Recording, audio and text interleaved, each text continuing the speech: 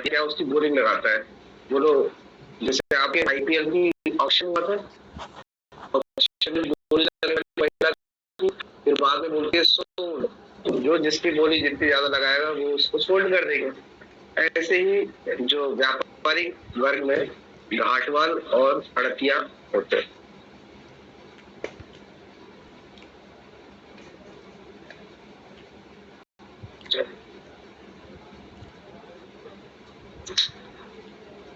So student, हमने कल sales of goods start कर दिया था। हमने ये बताने का प्रयास किया गया था कि ना जो इंडियन कॉन्ट्रैक्ट एक्ट है उसी का ये पार्ट था, परंतु अब आज की तारीख में कुछ ऐसी बातें थी जिसको इंडियन कॉन्ट्रैक्ट एक्ट के साथ ना रखकर जैसे टीपी बना हुआ है ना, मूवेबल और प्रॉपर्टी, ऐसे ही इसको जंगम संपत्ति यानी रिलेटेड एक अधिनियम बनाया गया और इसको अलग किया गया उस अधिनियम से। और चीजें यहाँ पर कॉन्ट्रैक्ट, ठीक है, तीन चीजें मिली आपने देखी डेफिनेशन में बच जाएगी। आपने लिखी थी कि सेल क्या होती है, एग्रीमेंट ऑफ सेल क्या होता है और कॉन्ट्रैक्ट ऑफ सेल क्या होता है। ठीक है, सेल में क्या है, आप किसी कीमत पर हाथ कर देते हैं। समझ में आइए, ये देखिए ओनरशिप प्लस पोजीशन दोनों एक साथ ही चले गए और उसकी एवज में आप क्या ले ली, कीमत ले ली। आपने दूसरे को क्या कर दिया, ओनरशिप और पोजीशन दोनों ही साथ साथ दे दिया, तो आपने उसको क्या कर दिया, सेल कर दिया। परंतु ऐसा हो सकता है कि आपने अभी क्या है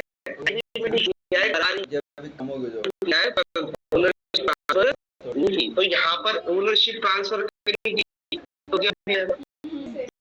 तो आइए, कॉन्ट्रैक्ट ऑफ सेल में क्या होता है कि आप ओनरशिप दे देते हैं, परंतु हो सकता है कि कब्जा जब तुम क्लास देखते हो तो फिर कंडीशंस होने पर वहां पर उसको क्या कर दिया जाता है, एक तरह से क्या है आपको होता है संविदा हो गई, एक तरह से उसका intent to be contract sale का है। ठीक है, तो वहां पर उसने उसको सेल कर दी, कॉन्ट्रैक्ट हो चुका है।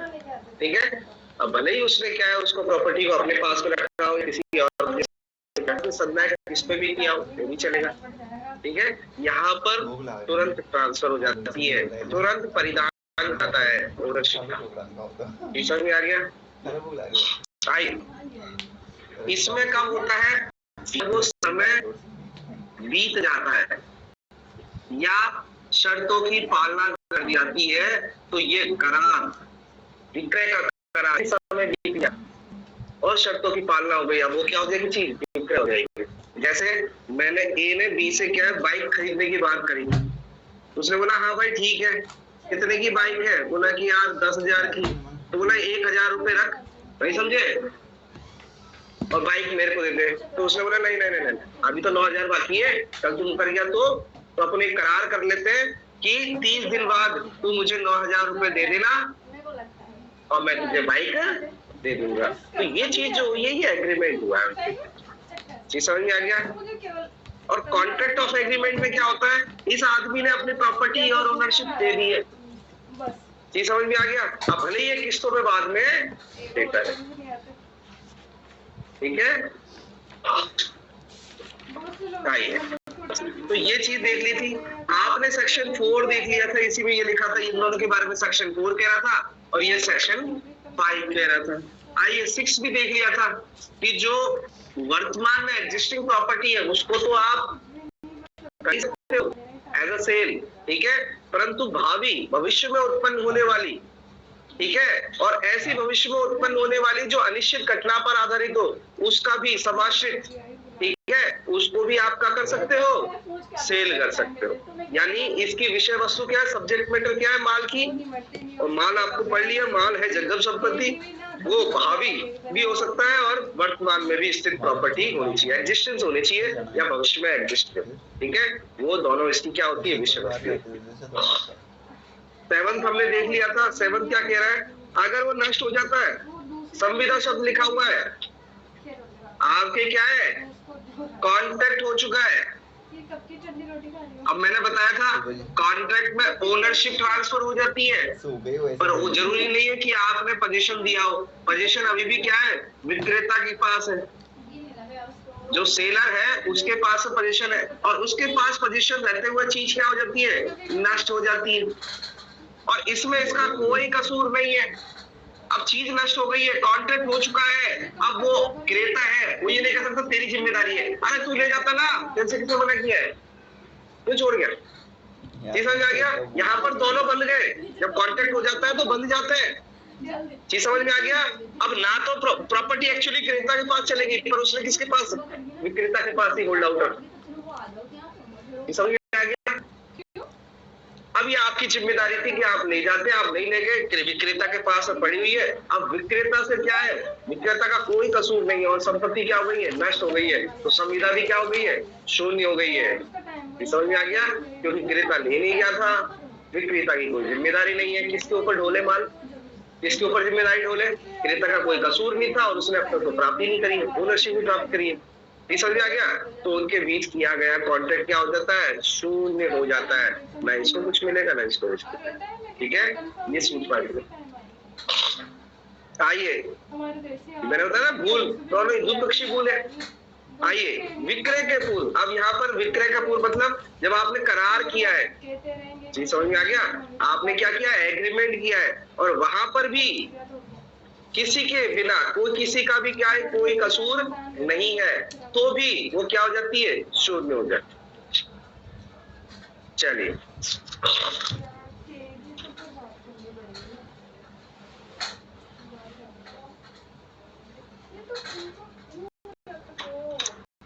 अब हम चलते हैं हमारे सेक्शन नंबर 9 पे कि वो जो माल होता है वो किसी कीमत पर आप सेल करते हो, तो कीमत कैसे डिसाइड की जाती है, कैसे अभिनिश्चित की जाती है, कैसे फिक्स की जाती है, ये सेक्शन 9 बताता है। तो सेक्शन 9 तीन बातों के बारे में बताता है कि तीन तरह से हम क्या है, प्राइस फिक्स कर सकते हैं।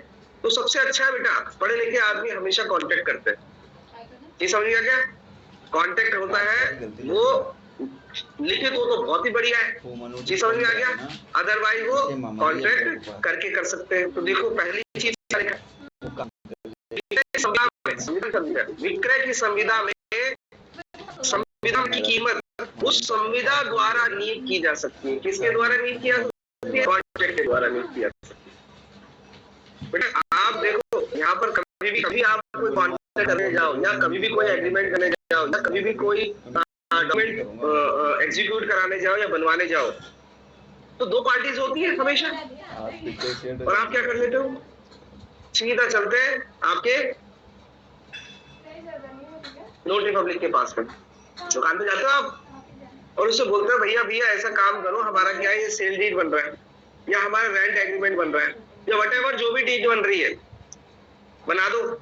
वो फट से उसका परफॉर्मा होता है, फट से बना देता है, और उसके अंदर जो टर्म्स एंड कंडीशन उसके परफॉर्मा लिखी होती है वो लिख देते हैं, और फिर बाद में कॉन्सिक्वेंसेस होते हैं, अरे यार ये नहीं हुआ, ये नहीं हुआ। बेटा हमेशा याद रखना, सजग आदमी की न्यायालय मदद करता है। आपका भी तो हिस्सेदारी है, आपकी भी तो कॉन्ट्रैक्ट क्या होता है, सहमति। तो आप भी अपनी टर्म्स एंड कंडीशन लेके जाइए घर से लिख के, वो भी लेके जाए अगर वो है, अगर वो लिख के नहीं जाए उसकी डिफॉल्ट है। आप तो अपनी कंडीशन सारी लिखाइए, क्योंकि नेग्लिजेंस होती है ना बाद में, तो बाद में ignorance of law is no excuse, भैया हम तुम्हें नहीं मालूम था ऐसा नहीं होगा, नहीं आप तो सारी की सारी कंडीशन लिख के लाइए, भले ही जैसा आता है वैसा लिख दीजिए। ठीक है, बहुत बड़े ड्राफ्टर की जरूरत नहीं है उसके लिए कि भैया ये नहीं होना चाहिए, ये नहीं होना चाहिए, ये नहीं होना चाहिए, वो अपने आप ही बता देगा। और कुछ इलीगल भी हो तो कोर्ट खुद कर देगा, अदरवाइज आपको सारी की सारी, जो मैं चाहता हूँ कि मैं अपना माल इस कंडीशन में बेचूंगा, आप प्रॉपर्टी आप और दूसरा भी खरीद रहा है, भैया मैं इस कंडीशन में खरीदूंगा, तो बेचा है तो बेच, तो दोनों की कंडीशन मेंशन होनी चाहिए। चीज समझ में आ रही है, ये कहना चाहता है। तो ऐसे यहाँ पर जब आप किसी माल को खरीदना चाहते हो तो पहले से ही क्या कर लीजिए, कॉन्ट्रैक्ट कर लीजिए। कॉन्ट्रैक्ट करता है दो पक्षकार जब सहमत हो जाते हैं किसी चीज पर। चीज समझ में आ गया, सहमति हो गई है। आइए तो पहला पॉइंट समझ में आ गया कि कीमत कैसे अभिनिश्चित की जाती है, मिल बैठ के बात कर ली उन्होंने दोनों ने और एक कॉन्ट्रैक्ट बना लिया। चीज समझ आ गया, यहाँ पे ये नहीं कि 10 रुपए की बोल रहा है, दूसरा बोल रहा है कि नहीं नहीं मैं तो 9 में खरीदूंगा। ये आपने क्या है, काउंटर ऑफर दे रहे हो आप, अगर कॉन्ट्रैक्ट अच्छी तरह पढ़ा हो, प्रति प्रस्ताव। अब आपने प्रति प्रस्ताव कर दिया तो सामने वाला फिर वो हो जाता है, ये फिर कॉन्ट्रैक्ट नहीं होता है। फिर चीज समझ में आ गया? वहां पर एक बार आपने प्रपोजल दिया, सामने वालों का एक्सेप्टेंस करना होता है। ये तो आप व्यवहारिक उसमें चला रहे हो, चल जाता है। परंतु आप दोनों एक बात पर, एक निश्चित मत पर सहमत होता है, वही तभी क्या कहता है, सहमति होने पर ही क्या करार होता है। चीज समझ में आ गया? आइए, कोई संदेह हो तो पहला समझ में आ गया। एतद द्वारा यानी इसके बाद में जो दे रखा है, करातित रीति के नियम नियत किए जाने के लिए छोड़ी जा सकती है। एतद द्वारा मतलब इसको आप चीज समझिए,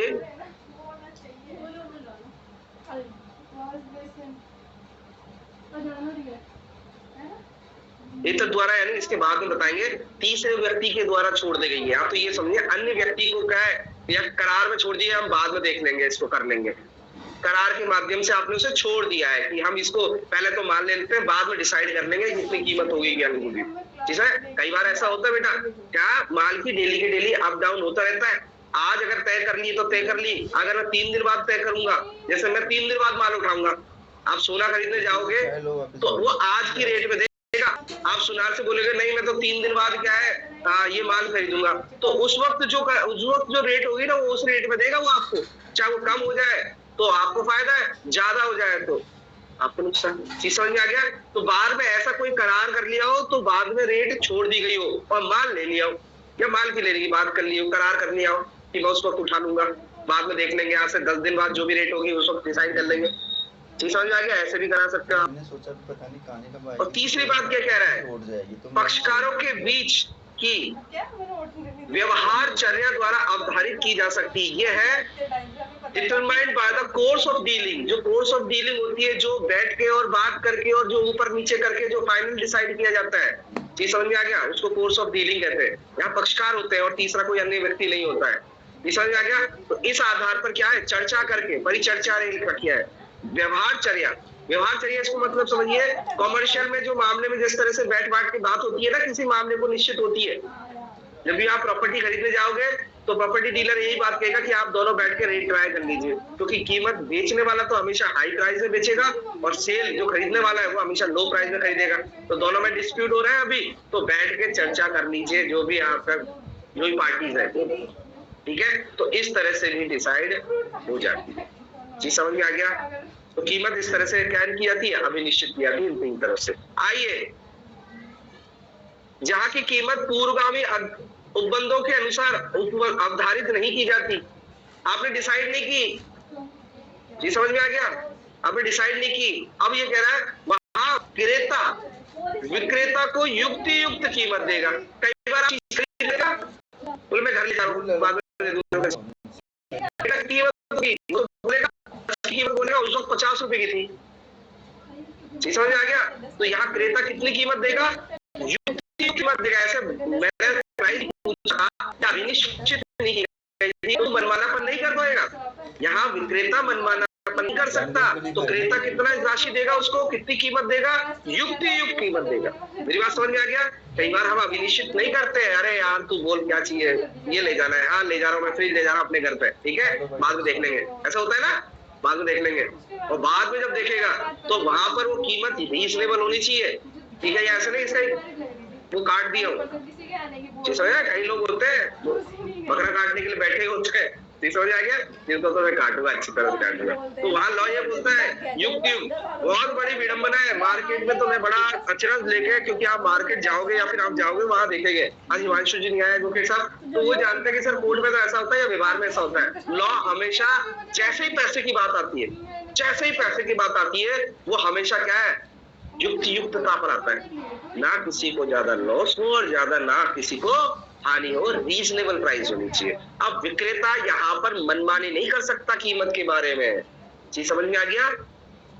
वहां पर क्रेता ऊपर जैसे 20 रुपए की चीज थी, ज्यादा 22 रुपए लगा लो, इतना ही कर सकता है युक्ति, चलो 25 लगा ले। अब बोला नहीं साहब तो मैं तो उस टाइम तो 50 में भेजता हूँ दूसरे को, तुमको दे दिया मैंने, देख तो मैं तो एहसान किया तुम्हारे ऊपर। ऐसा नहीं है, वो प्राइस में बिना कीमत अभिनिश्चित करके ले गया तो मैं क्रेता क्या होगा, युक्त देगा।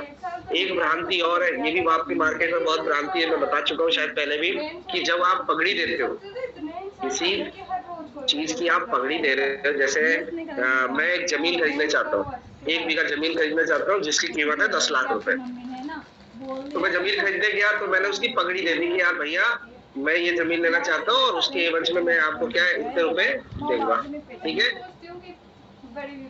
अब आइए मैं एक निश्चित समय डिसाइड कर लेता हूँ कि 90 दिन बाद मैं इसकी पूरी पेमेंट कर दूंगा, ये तो होता है, ठीक है। ये एग्रीमेंट ऑफ सेल है बेटा, कि समय लिया है आपने, ठीक है। तो ये आपने कर लिया, अब 90 दिन व्यतीत हो गए, आपने 1 लाख रुपए दे दिया। अब सामने वाला क्या लिखेगा, उसमें कंडीशन क्या लिखाता है, हमेशा देखना कंडीशन लिखा, अगर 90 दिन के अंदर समुदाय नहीं किया तो ये राशि क्या कर ली जाएगी, जब्त कर ली जाएगी। चीज समझ में आ गया। ये कंडीशन कौन लिखाता है, ये कंडीशन विक्रेता लिखाता है कि अगर 90 दिन के अंदर अतिरिक्त जो बकाया नहीं दिया गया है, बकाया धन नहीं दिया है, तो जो 1 लाख रुपए है वो क्या कर लिया जाएगा, जब्त कर लिया जाएगा। और विक्रेता क्या कंडीशन लिखाता है, यदि 90 दिन के पश्चात अगर विक्रेता इसे बेचने में क्या है नहीं बेचता है तो वहां पर 1 लाख की जगह वो कितना रुपए लेगा, 2 लाख रुपए। ये दोनों वाई वर्सा होते हैं, कंडीशन में दोनों लिखाते हैं। पर ऐसा मार्केट में चलता होगा भय पैदा करने के लिए, भय पैदा करने के लिए क्या, ये कॉन्ट्रैक्ट तोड़े नहीं, एग्रीमेंट जो बनाया ना इसको वायलेट ना करे, भंग ना करे, तो अपने हिसाब से डबल लिख लेते हैं। ये होती है पेनल्टी। क्या होती है, जब मैं आपको बता दूं ब्रीच ऑफ कॉन्ट्रैक्ट पर आता हूँ 73, 74, 75, तो वहां बताता हूँ कि पेनल्टी इम्पोज नहीं की जा सकती है। क्या की जा सकती है, रीजनेबल कंसिडरेशन दिया जाता है, प्रतिकर दिया जाता है। अब 1 लाख की जगह उसको कॉन्ट्रैक्ट नहीं हुआ है, क्रेता 9 लाख रुपए का इंतजाम नहीं कर पाया, तो 1 लाख डूब नहीं जाएंगे। ज्यादा से ज्यादा कितने काट दे, 10,000, 20,000 काट ले, या मैक्सिमम क्या है 10-20 हजार में ज्यादा हो गया। वो बोलता है जब आप सिविल पढ़ेंगे, सिविल लॉ पढ़ेंगे, तो वहां पर लिख रखा है ब्याज। चीज समझ में आ गया। अगर संविदा में वर्णित है तो वो दिया जाता है, अगर संविदा में वर्णित नहीं है तो 6%, और 6% कितना होता है आपको मालूम है, 1 लाख का 6% होता है 6,000 रुपए। कितना होता है, 6,000 रुपए। पर बेटा मंथली नहीं है, ये क्या है, ईयरली। तो आप हिसाब लगाओगे, अगर 3 महीने की बात है तो 1 महीने का बैठा है आपका मात्र 500 रुपए, तो 3 महीने का कितना हो गया, 1,500 रुपए अपने काट ले। और तुमने कहा सिविल सूट भी फाइल करा तो कोर्ट कितने दिलाएगा मैक्सिमम, ठीक है। और ज्यादा लगता है कि कॉमर्शियल मामला है तो वहां पर 12% भी दिला सकता है, क्योंकि क्या है वाणिज्य राष्ट्रीय बैंक इतना देती है ना ब्याज, अगर इस पैसे को मैं यहाँ रख देता या इतना कर देता तो उतना ब्याज मिल जाता, तो मैक्सिमम उधर कितना दिला सकता है, 12%। और एक होता है आर्बिट्रेशन, वहां मैक्सिमम है आर्बिट्रेशन और एनआई में 18% भी ब्याज दिला देता है, क्योंकि वहां पर थोड़ा बहुत वो 12% से 18 इसलिए बढ़ा है क्योंकि आपको चेक दिया है तो आपकी जिम्मेदारी थी और आपने नेग्लिजेंस किया, इसीलिए एनआई का मामला क्या होता है, क्वासी क्रिमिनल होता है। सिविल के साथ साथ आदान प्रदान करना सिविल है, इसीलिए 12% का एक्स्ट्रा पेनल्टी देता है वो, पर वो भी ज्यादा नहीं होगी, ठीक है। तो कहने का मतलब 18% ला सकता है, ठीक है। यहाँ पे एक जगह लिखा हुआ दुगुना सकता है, वाकई में डिफॉल्ट है। जैसे मैं उसका एनआई का मेरा चेक बाउंस हो गया, मेरे को 2 लाख का चेक दिया था वो बाउंस, अब वो बोलेगा 18% में एडमिट कर लेता हूँ। अगर मैं एडमिट कर लेता हूँ हाँ सर हो गई है, तो वहां पर ब्याज कितना दिलाएगा, 18%। पर मैं एडमिट नहीं करता और केस लड़ता हूँ तो वहां पर दुगना तक भी दिला सकता है। ये थोड़ा एनआई का मामला है, तो घबराने की जरूरत नहीं है। युक्त हमेशा याद रखना, कभी भी विवाद हो जाए, कभी पैसे का लेने का हो जाए तो हमेशा याद रखना रीजनेबल दिलाया, कोर्ट में देखो नहीं समझे। ये है कोई कुछ कह रहा है, चलो कोई बात नहीं। तो चीज समझ में आ गई ना बेटा कि जहाँ की कोई कीमत पूर्वगामी उपबंधों के अनुसार अवधारित नहीं की गई है, वहाँ क्रेता विक्रेता को युक्त कीमत देगा। ये युक्त कीमत क्या है, ये तथ्य का प्रश्न है, परिस्थितियों का प्रश्न है। उस वक्त देखी जाएगी कि उसकी क्या कीमत होती है क्या नहीं होती, ये सब तथ्य का प्रश्न है जो हर विशिष्ट मामले की परिस्थितियों में अवधारित अवलंबित उससे जुड़ा होगा। चीज समझ में आ गया। अब ये भी क्या है, डिसाइड होगा। हर कीमत क्या है एक जैसे ही वो आवश्यक नहीं है। हर की कीमत क्या है, जैसा सोने की मामला है आजकल कितना ऊपर चल रहा है सर, तो परिस्थिति आप देखो कितनी देर है, फट से 1 लाख पहुंच गया 3 साल में ही। पर दूसरी चीज देखो, आपकी आलू टमाटर आज भी 10 रुपए किलो है, आज से 10 साल पहले भी 10 रुपए किलो थे, आज भी 10 रुपए। तो वहां पर इस तरह से डिसाइड किया जाएगा। आप हर वैल्यू को एक सिचुएशन में नहीं देख सकते, मामले और तथ्य की परिस्थिति के अनुसार क्या है ये डिसाइड की जाएगी। तो लाइन समझ में आ गया। अब ये जो हमने दूसरा पढ़ा था ना, तद द्वारा करार रीति नियम के अनुसार छोड़ी जा सकती है, ये तीसरे व्यक्ति को छोड़ी जा रही है। मूल्यांकन पर विक्रय करने का करार, कि आपने क्या इसलिए छोड़ी थी ताकि उसका आप वैल्यूएशन कर सको बाद में, ठीक है। तो तीसरा आदमी भी क्या उसका कर सकता है, वैल्यूएशन। आप उसका अभी निश्चित नहीं कर पा रहे कीमत, सामने वाली पार्टी भी डिसाइड नहीं कर पा रही। ऐसे मैं जैसे जमीन को खरीदने जाता हूँ, तो जमीन क्या है रेट है मुझे नहीं मालूम, बाकी नहीं समझे। और वो तो आदमी जो विक्रेता वो तो मनमाना बोलेगा, भैया 50 लाख है आपको खरीदने, तो बताओ। तो मैं बोलूंगा भाई तू 50 लाख दे रहा है, मेरे को तो नहीं लग रही 50, मेरे को तो 20 की लग रही है, तो वहां खरीदना भी चाहता हूँ, तो एग्रीमेंट कैंसिल हो जाएगा। फिर वो दोनों डिसाइड कर लेते हैं, भैया तू 50 बोल रहा है ना। अगर तीसरे पार्टी ने बोल दी कि वाकई में इसकी इतनी कीमत है, तो दोनों मध्यस्थ के द्वारा एक थर्ड पार्टी को अपॉइंट कर लेते हैं और वो उसका क्या करता है, वैल्यूएशन करता है। चीज समझ में आ गया, ये कहना चाहता है। तो जो छोड़ी थी ना, करार के अनुसार छोड़ी गई थी, मैंने बोला 3 तरह के वैल्यूएशन कर सकते हैं, या फिर संविदा के अनुसार या करार के द्वारा छोड़ी गई है। ये छोड़ी किसके लिए गई थी, ये इस पर्सन के लिए छोड़ी गई थी कि हम बाद में डिसाइड कर लेंगे किसी थर्ड पर्सन के माध्यम से, या फिर पक्षकार स्वयं चर्चा के माध्यम से डिसाइड कर सकते हैं। तो ये सब क्लोज उसका ही, वन का ही दूसरे की बात कर रहा है। मेरी बात समझ में आ गई ना बेटा, ठीक है। आइए अब देखो क्या कहता है, जहाँ की इस निबंधन अरे पानी नहीं मिलाया भाई पर माल का विक्रय करने का करार है, देखो ऊपर भी था ना, करार है कि कीमत किसी पर व्यक्ति के मूल्यांकन द्वारा नियत की जाती है, और ऐसा व्यक्ति मूल्यांकन नहीं कर सकता। तो मैं पहला ही और पैरा पढ़ता हूं कि अगर तीसरे ऐसा कोई करार कर रखा है कि तीसरा व्यक्ति उसका डिसाइड करेगा, तो वो तीसरा व्यक्ति डिसाइड करेगा तो वही कीमत निश्चित की जाएगी।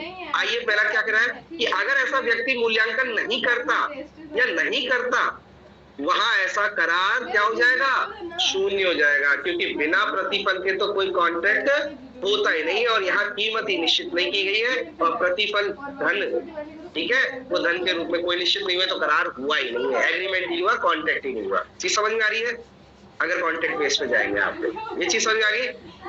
नहीं हम बाद में बैठ लेंगे, ऐसा नहीं है। जो हमने तीसरा व्यक्ति दोनों की सहमति से पर व्यक्ति डिसाइड किया था, ये रेफरी का है। अगर आप सहमति देख लोगे, अगर आप सहमति जब सेक्शन नंबर 17, 18, 19 में पढ़ते हैं हम, वहां पर व्यक्ति द्वारा भी सहमति दी जा सकती है। उसमें इलस्ट्रेशन भी दे रखा है कि मैं ये घोड़ा तभी खरीदूंगा जब तीसरा व्यक्ति उसको क्या है, हाँ भर देगा। तो तीसरे व्यक्ति ने बोल दिया हाँ, तो वो खरीद लेगा उसको, ठीक है। तो कॉन्ट्रैक्ट में थर्ड व्यक्ति इंटरफेयर करता ही है। यहाँ पर भी कीमत का मूल्यांकन पर व्यक्ति को, जैसे एक मैं डिस्कवरी बहुत देखता था, एक आपने एक शॉप देखी है, अच्छा पिक्चर देखिए आपने, हैंडसम नहीं देखिए, कोई तो आगे बढ़ दो। जॉन आयुष ने क्या करा, इंस्टाग्राम टेलीग्राम करता मूवी देखी, जिंदगी बेकार है। पहला तू मूवी देखो और दूसरा आप घूमने जाओ। अगर ये दो काम नहीं करें, आप बैन लो, क्या बैन, जो जिंदगी का आप आगे हो, अपने घूमने के समय निकालना, अपने एंटरटेनमेंट हर जगह तो घूम नहीं सकते, हाथ में तो नहीं घूम सकते, तो एंटरटेनमेंट के जरिए आज तारीख देखिए, डिफरेंट मूवी देखिए, मैं तो कहता हूं नॉलेज मिलती है इससे। तो अगर आप डिफरेंट कल्चर की मूवी देखेंगे, जैसे यूरोपियन देखो आप हिटलरबाजी और वहाँ के रूस, आप अगर आप रशियन मूवी देखोगे तो वहाँ पर हमेशा बॉलीवुड में दिखाए जाते हैं लोग बड़े खुददार लोग होते हैं, बड़े गुस्सेवान लोग होते हैं। वही आप इंग्लैंड के और स्विट्जरलैंड के लव चार्मिंग लोग, कल्चर का भी पता चलता है, व्यक्ति का बहुत सारी चीजें पता चलेगा, नॉलेज बनने लगता है। पिक्चर आई थी कश्यप, तो कितना शानदार तरीके से अपने आप को बचाव करता है, वो मूवी देखते ही करता है। पढ़ा लिखा नहीं होता इतना, पर वो पुलिस जैसे को बनता है, एसपी जो भी होते हैं। चलो देखिए, तो पर देखनी चाहिए आप। तो उसमें भी क्या, मैं क्यों उदाहरण दे रहा हूँ, वो एक दुकान लगाता है जहां पर आप कोई चीज रखते हो और उसके एवज में आपको कुछ बेलमेट जैसा है कि आपने चीज रखी है और उस एवज में आपको पैसे दे दिए, ठीक है, उसको कहते हैं पॉइंट शॉप कहते हैं उसको, ठीक है, जहाँ पर आप ऐसी शॉप। तो ये डिस्कवरी पर एक चैनल आता है, डिस्कवरी चैनल पे एक वो आता था, उसका उसका नाम ही पॉइंट शॉप, तो कोई एडिशन में जाता है। चीज समझ में आएगा? जैसे आपके क्या एंटी चीज है कि ये पत्थर है या फिर उल्का पेड़ है। अब नॉर्मल उल्का नहीं है, नहीं समझे? पत्थर की कितनी सारी वैरायटी होंगी, पर उसको ये लगता है कि चीज उल्का पिंड है, और वो जो खरीदने वाला है उसको लग रहा है पत्थर ही है, तो वो एक एक्सपर्ट बुलाते हैं, थर्ड पर्सन को, वो उसकी वैल्यूएशन डिसाइड करता है। चीज है, कोई पेंटिंग कितनी महंगी है, आप बोल रहे हो कि सर इतनी महंगी नहीं है, खरीदने वाला तो हमेशा यही बोलेगा कि नहीं है, और बेचने वाला बोल रहा है कि मेरे पिछले 50 साल से मेरे दादाजी ने संभाल के रख रखी है, वो तो बोल रहे हैं बहुत प्रीशियस है। तो वहां पर एक पेंटिंग एक्सपर्ट को बुलाया जाता है और फिर वो उसका डिसाइड करता है वैल्यूएशन। समझ में आ गया? ये कंडीशन यही है। अगर वो डिसाइड नहीं कर पाता तो कॉन्टेक्ट होगा, यहीं से क्वेश्चन पूछे जाएंगे बेटा। आप ये सोच रहे हैं ये शून्य और शून्य का, ये शून्य से ही समझ पूछे जाएंगे, या फिर नीचे आएगा निराकृत करना। निराकृत करने को बोलते हैं आपका रेपुटिएटेड। चीज समझ में आ गया? ऐसे क्वेश्चन होंगे कि उसका क्या प्रभाव होगा सेल्स ऑफ गुड्स में, यही होगा बस, और कुछ नहीं होगा। चीज समझ में आ गया? कि थर्ड व्यक्ति की अगर मूल्यांकन नहीं कर पाए क्या प्रभाव होगा? कोई प्रभाव नहीं होगा, दोबारा डिसाइड कर सकते हैं। ऐसा लिख दिया ना तो वो हो जाएगा, शून्य हो जाएगा। ऐसे पढ़ दिया, ठीक है?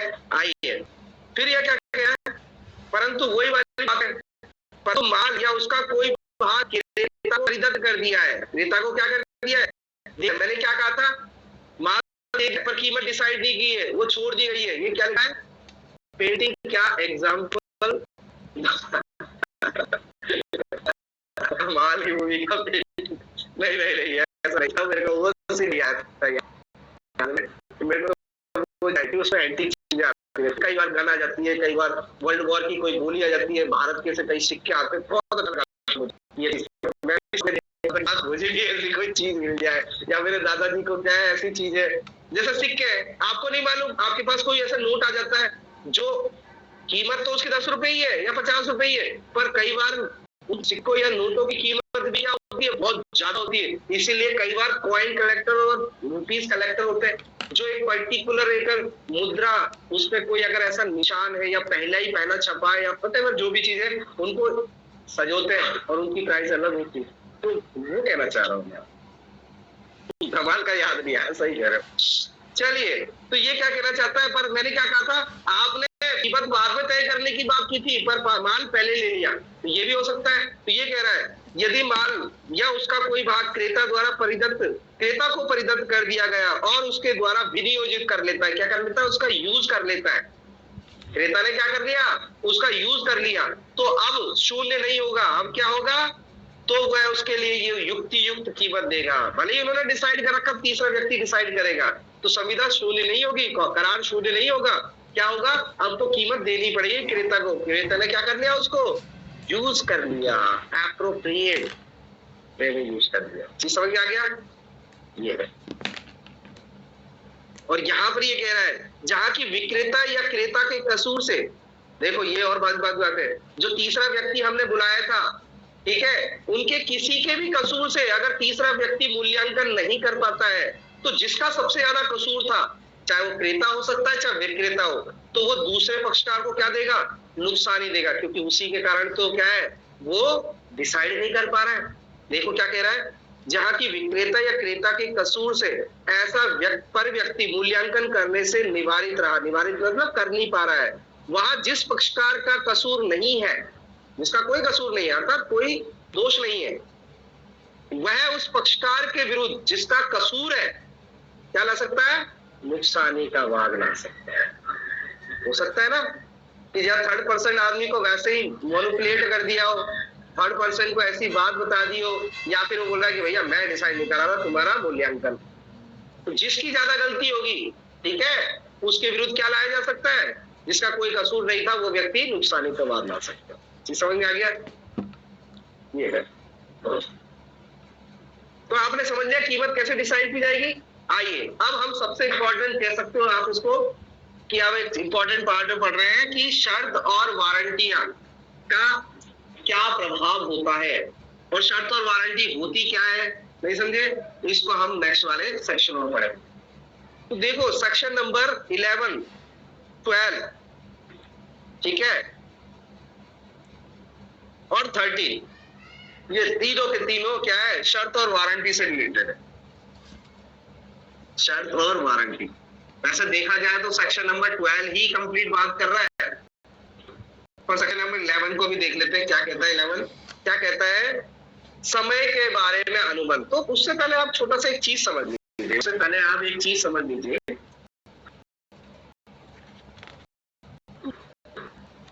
ठीक है।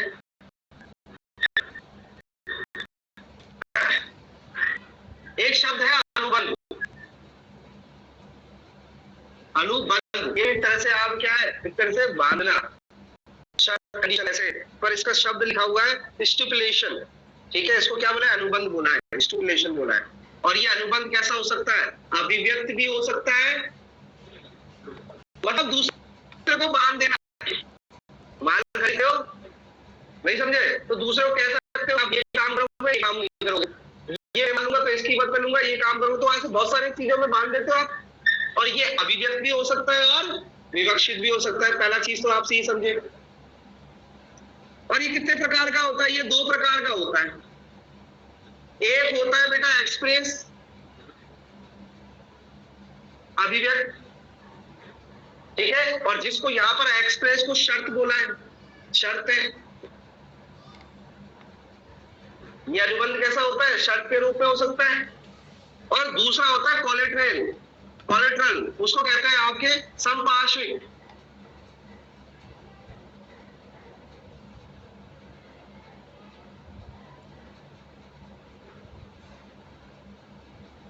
जहां पर एसेंशियल भाई, एसेंशियल, जहां पर कोई एसेंशियल अनुबंध था, अनुबंध में कोई एसेंशियल बात थी, तो वो क्या हो जाती है, महत्वपूर्ण बात थी, तो वो क्या हो जाती है, शर्त बन जाती है। और जहां कोई महत्वपूर्ण बात नहीं थी, संपार्श्विक थी, जुड़ी हुई थी उससे, तो वो क्या हो जाती है, वारंटी हो जाती है। अब उदाहरण देखो, आप टीवी खरीदने जाते हो या कोई भी चीज, दुनिया की कोई भी चीज खरीदने जाते हो, मैं बोतल खरीदने गया, पानी की बोतल, मैंने उससे बोला कि पानी ठंडा रहना चाहिए और वो भी 12 घंटे तक रहना चाहिए। तो मेरी एसेंशियल कंडीशन क्या है, चीज को, माल को खरीदते वक्त, और उसका ब्रीच हो गया, पानी 12 घंटे तक नहीं वो उसने ठंडा रखा, तो उसने मेरी क्या की है, महत्वपूर्ण शर्त का भंग किया है। चीज समझ में आ गया। पर मैंने बोला 12 घंटे तक आपकी वो होनी चाहिए, पर इसका मतलब ये नहीं है कि वो पानी क्या है, थोड़े दिनों बाद में क्या है, उसके अंदर कड़वा हो जाए या फिर कुछ चीज ऐसे हो जाती है। इसकी तो मैंने बात नहीं करी थी। मैंने बोला एक ऐसी बोतल देना जो क्या है, ठंडा रखे, वो भी 12 घंटे तक ठंडा रखे। अब 12 घंटे बाद उस बोतल में अपने आप ही एटमॉस्फेयर, कई बार देखो बहुत दिनों तक पानी होता है बोतल के अंदर, तो पीने में बड़ा अटपटा सा लगता है। वहां पर उसका पानी 12 घंटे तक ठंडा तो कर रहा है, परंतु क्या कर रहा है, वो पीने लायक नहीं। तो वहां पर उसने मेरी ब्रीच किया है, किसका, वारंटी का। तो जो चीज मैं मांगने खरीदने गया हूं, अगर वो एसेंशियल है, महत्वपूर्ण है, तो वो तो हो गई मेरी वारंटी, वो सॉरी शर्त, ठीक है। और उस चीज को नहीं दिया उसमें, तो उसने क्या किया है, शर्त का भंग किया। पर उससे कोई चीज जुड़ी हुई है, उससे कोई चीज जुड़ी हुई है, तो वहां पर उसका क्या है, भंग किया, तो उसने वारंटी का भंग किया है। चीज समझ में आ गया। और देखो, शर्त का भंग किया, महत्वपूर्ण चीज का भंग किया, तो वहां पर आप कॉन्ट्रैक्ट को क्या कर सकते हैं, रेपिटेटेड, निराकृत कर सकते हैं और बोलते हैं अपनी बोतल अपने पास में रख, जब ये 12 घंटे ठंडी नहीं कर रही है। तो एसेंशियल चीज है, मैंने बोतल खरीदी क्यों थी, 12 घंटे ठंडा रहेगा इसलिए तो खरीदी, पर एसेंशियल चीज ही नहीं हो रही, वो 6 घंटे 8 घंटे ठंडा कर रही है, नहीं मुझे नहीं चाहिए, घंटा ठंडा ही नहीं करती। तो एसेंशियल कंडीशन का जब माल खरीदे हो और अनुबंध कर दिया, और एसेंशियल कंडीशन का अगर वायलेशन कर दिया, तो वहां पर मैं पूरी की पूरी बोतल को क्या कर सकता हूँ, कॉन्ट्रैक्ट ही, कि हमारे बीच में कोई समझौता नहीं हुई, अपनी बोतल अपने पास रख। चीज समझ में आ गया। पर कुछ उसके साथ जुड़ी हुई कुछ चीजें, ठीक है, जैसे मैंने ठंडा पानी करने की बोली थी, पर उसका पानी का क्या है, स्वाद चेंज हो रहा है। अब वो कैसे चेंज हो रहा है, शायद वो जो बोतल बनाई गई होगी उसके अंदर जितना क्या है, एक प्लास्टिक का यूज करना चाहिए था, उससे ज्यादा कर दिया हो, ये मेरे को थोड़ा मालूम है। ये तो क्या है, वो जब साइंटिफिकली जब वो एक मेजरमेंट बनाते हैं और उससे क्या बोतल की संरचना बनाते हैं, वो उस वक्त होगा। या फिर नीचे एक कोर होता है, आजू बाजू में कोर लगी होती है, अगर आपने ठंडे पानी की बोतल देखी हो तो उसमें कोर में से कहीं रिसाव हो रहा हो, तो कोर का क्या है, थोड़ा सा मिट्टी का सा होता है ना, वो सा स्वाद आ रहा हो थोड़ा सा, कोक, उसे कोक बोलते हैं। कोक बोलते हैं, क्या बोलते हैं? कोक बोलते हैं, कोई बता सकता है क्या बोलते हैं? एक बोतल होती है ऐसे, एक लेयर होती है इसमें, आपने अगर कोई बोतल देखी हो तो इधर ये लेयर होती है ताकि बाहरी वातावरण से क्या है वो एकदम ठंडा ना हो, ठीक है? तो इसमें एक परत होती है अगर गौर से देखा जाए तो वो अगर थोड़ा सा रिसारी होगी या उसमें थोड़ा मैन्युफैक्चरर डिफॉल्ट होगी तो वो ऑब्वियसली उसके कारण वो पानी में स्वाद आ रहा है। तो उसने मेरी एसेंशियल कंडीशन का तो रीच नहीं किया, 12 घंटे तो ठंडा पानी कर रहा है पर पानी का स्वाद नहीं आ रहा है। तो वहां पर उसने क्या किया है, एक सर्टिफिकेट वो उसका है कंडी, उसका वारंटी का क्या किया है, ब्रीच किया है। और वहां पर मैं उसको सामान लेने से मना नहीं कर सकता कि तुम अपनी चीज अपने पास रखो, मैं कॉन्ट्रैक्ट को निराकृत नहीं कर सकता, परंतु मैं उस चीज के लिए उसके लिए नुकसानी का क्या ला सकता हूँ, वाद ला सकता हूँ। पूरी बात समझ में आ गई? डैमेजेस मांग सकता हूँ, क्या मांग सकता हूँ? डैमेजेस। मेरी बात समझ में आ गई? ये जैसे हमारे क्या है, जब हम पढ़ते थे हमारे सर ने क्या एक बात बताई थी कि आजकल क्या है, देखा होगा आपने, उस वक्त भी थी ऐसी कोई बात नहीं थी पर आज तो ज्यादा ही हो गई है खैर, कि याद है आपको शादी के दौरान ब्राइड एंड ग्रूम दोनों एक जैसे कपड़े पहनते, नहीं समझ में आ गया? कभी आपने सुना है कि लड़का बोलता है कि मैं लाल रंग के कोट पहन रहा हूँ, तुम भी लाल रंग का क्या पहनोगी? ऐसा नहीं होता, हमेशा लड़की बोलती है कि मैं इस तरह का क्या लहंगा ले रही हूँ, तुम अपने हिसाब से देख लेना, मैचिंग लगना चाहिए। तो वहां पहले दिन से ही महिलाओं का प्रभुत्व स्टार्ट हो जाता है। तो क्योंकि उन्होंने, लड़की ने बोला कि मैं तो पिंक रंग का क्या है अपना वो पहनूंगी लहंगा, और तुम भी अपना शेरवानी या वटेवर जो भी है वो पिंक रंग में ही सिलवाना, ऐसा हो सकता है? आइए, अब वो जो दुकानदार के पास जाता है वो व्यक्ति और उससे बोलता है कि मेरे को एक ऐसा कपड़ा दिखाइए जो पिंक कैटेगरी का हो, पिंक रंग का हो। जी समझ में आ गया? एब्सोल्यूट तो आप भी जानते हो, शेरवानी को उधर तो उनके पास है, वो इनके पास है, कोई कपड़ा फाड़ के नहीं लाए जो दिखा दे। उन्होंने बोला पिंक होना चाहिए। अब उसने एसेंशियल कंडीशन क्या रखी? पिंक रखी। जी समझ में आ गया? अब दूसरी कंडीशन क्या रखी कि ना पिंक होनी चाहिए, और दूसरी कंडीशन ये है कि यहाँ पर मेरे को 25 तारीख की मेरी शादी है।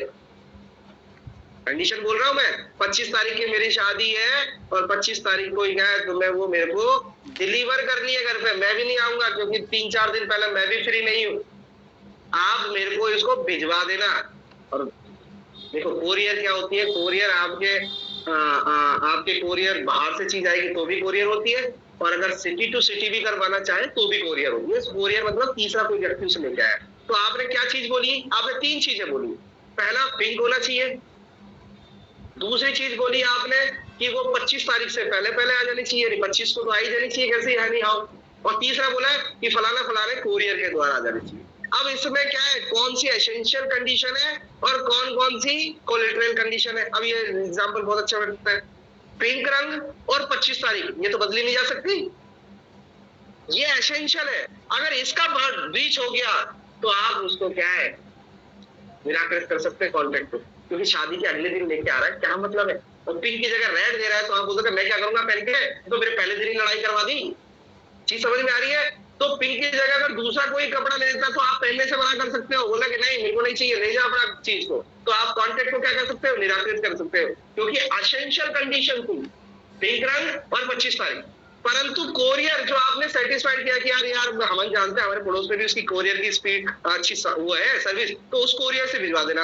अब बाई चांस उस कोरियर से लाके भिजवा के आपने क्या है दूसरे कोरियर से भिजवा दिया और 25 तारीख को ही पहुंच गया, तो उसने दोनों कंडीशन का तो फॉलो किया पर एक वारंटी का फॉलो नहीं किया जो उसके साथ एसेंशियल नहीं थी।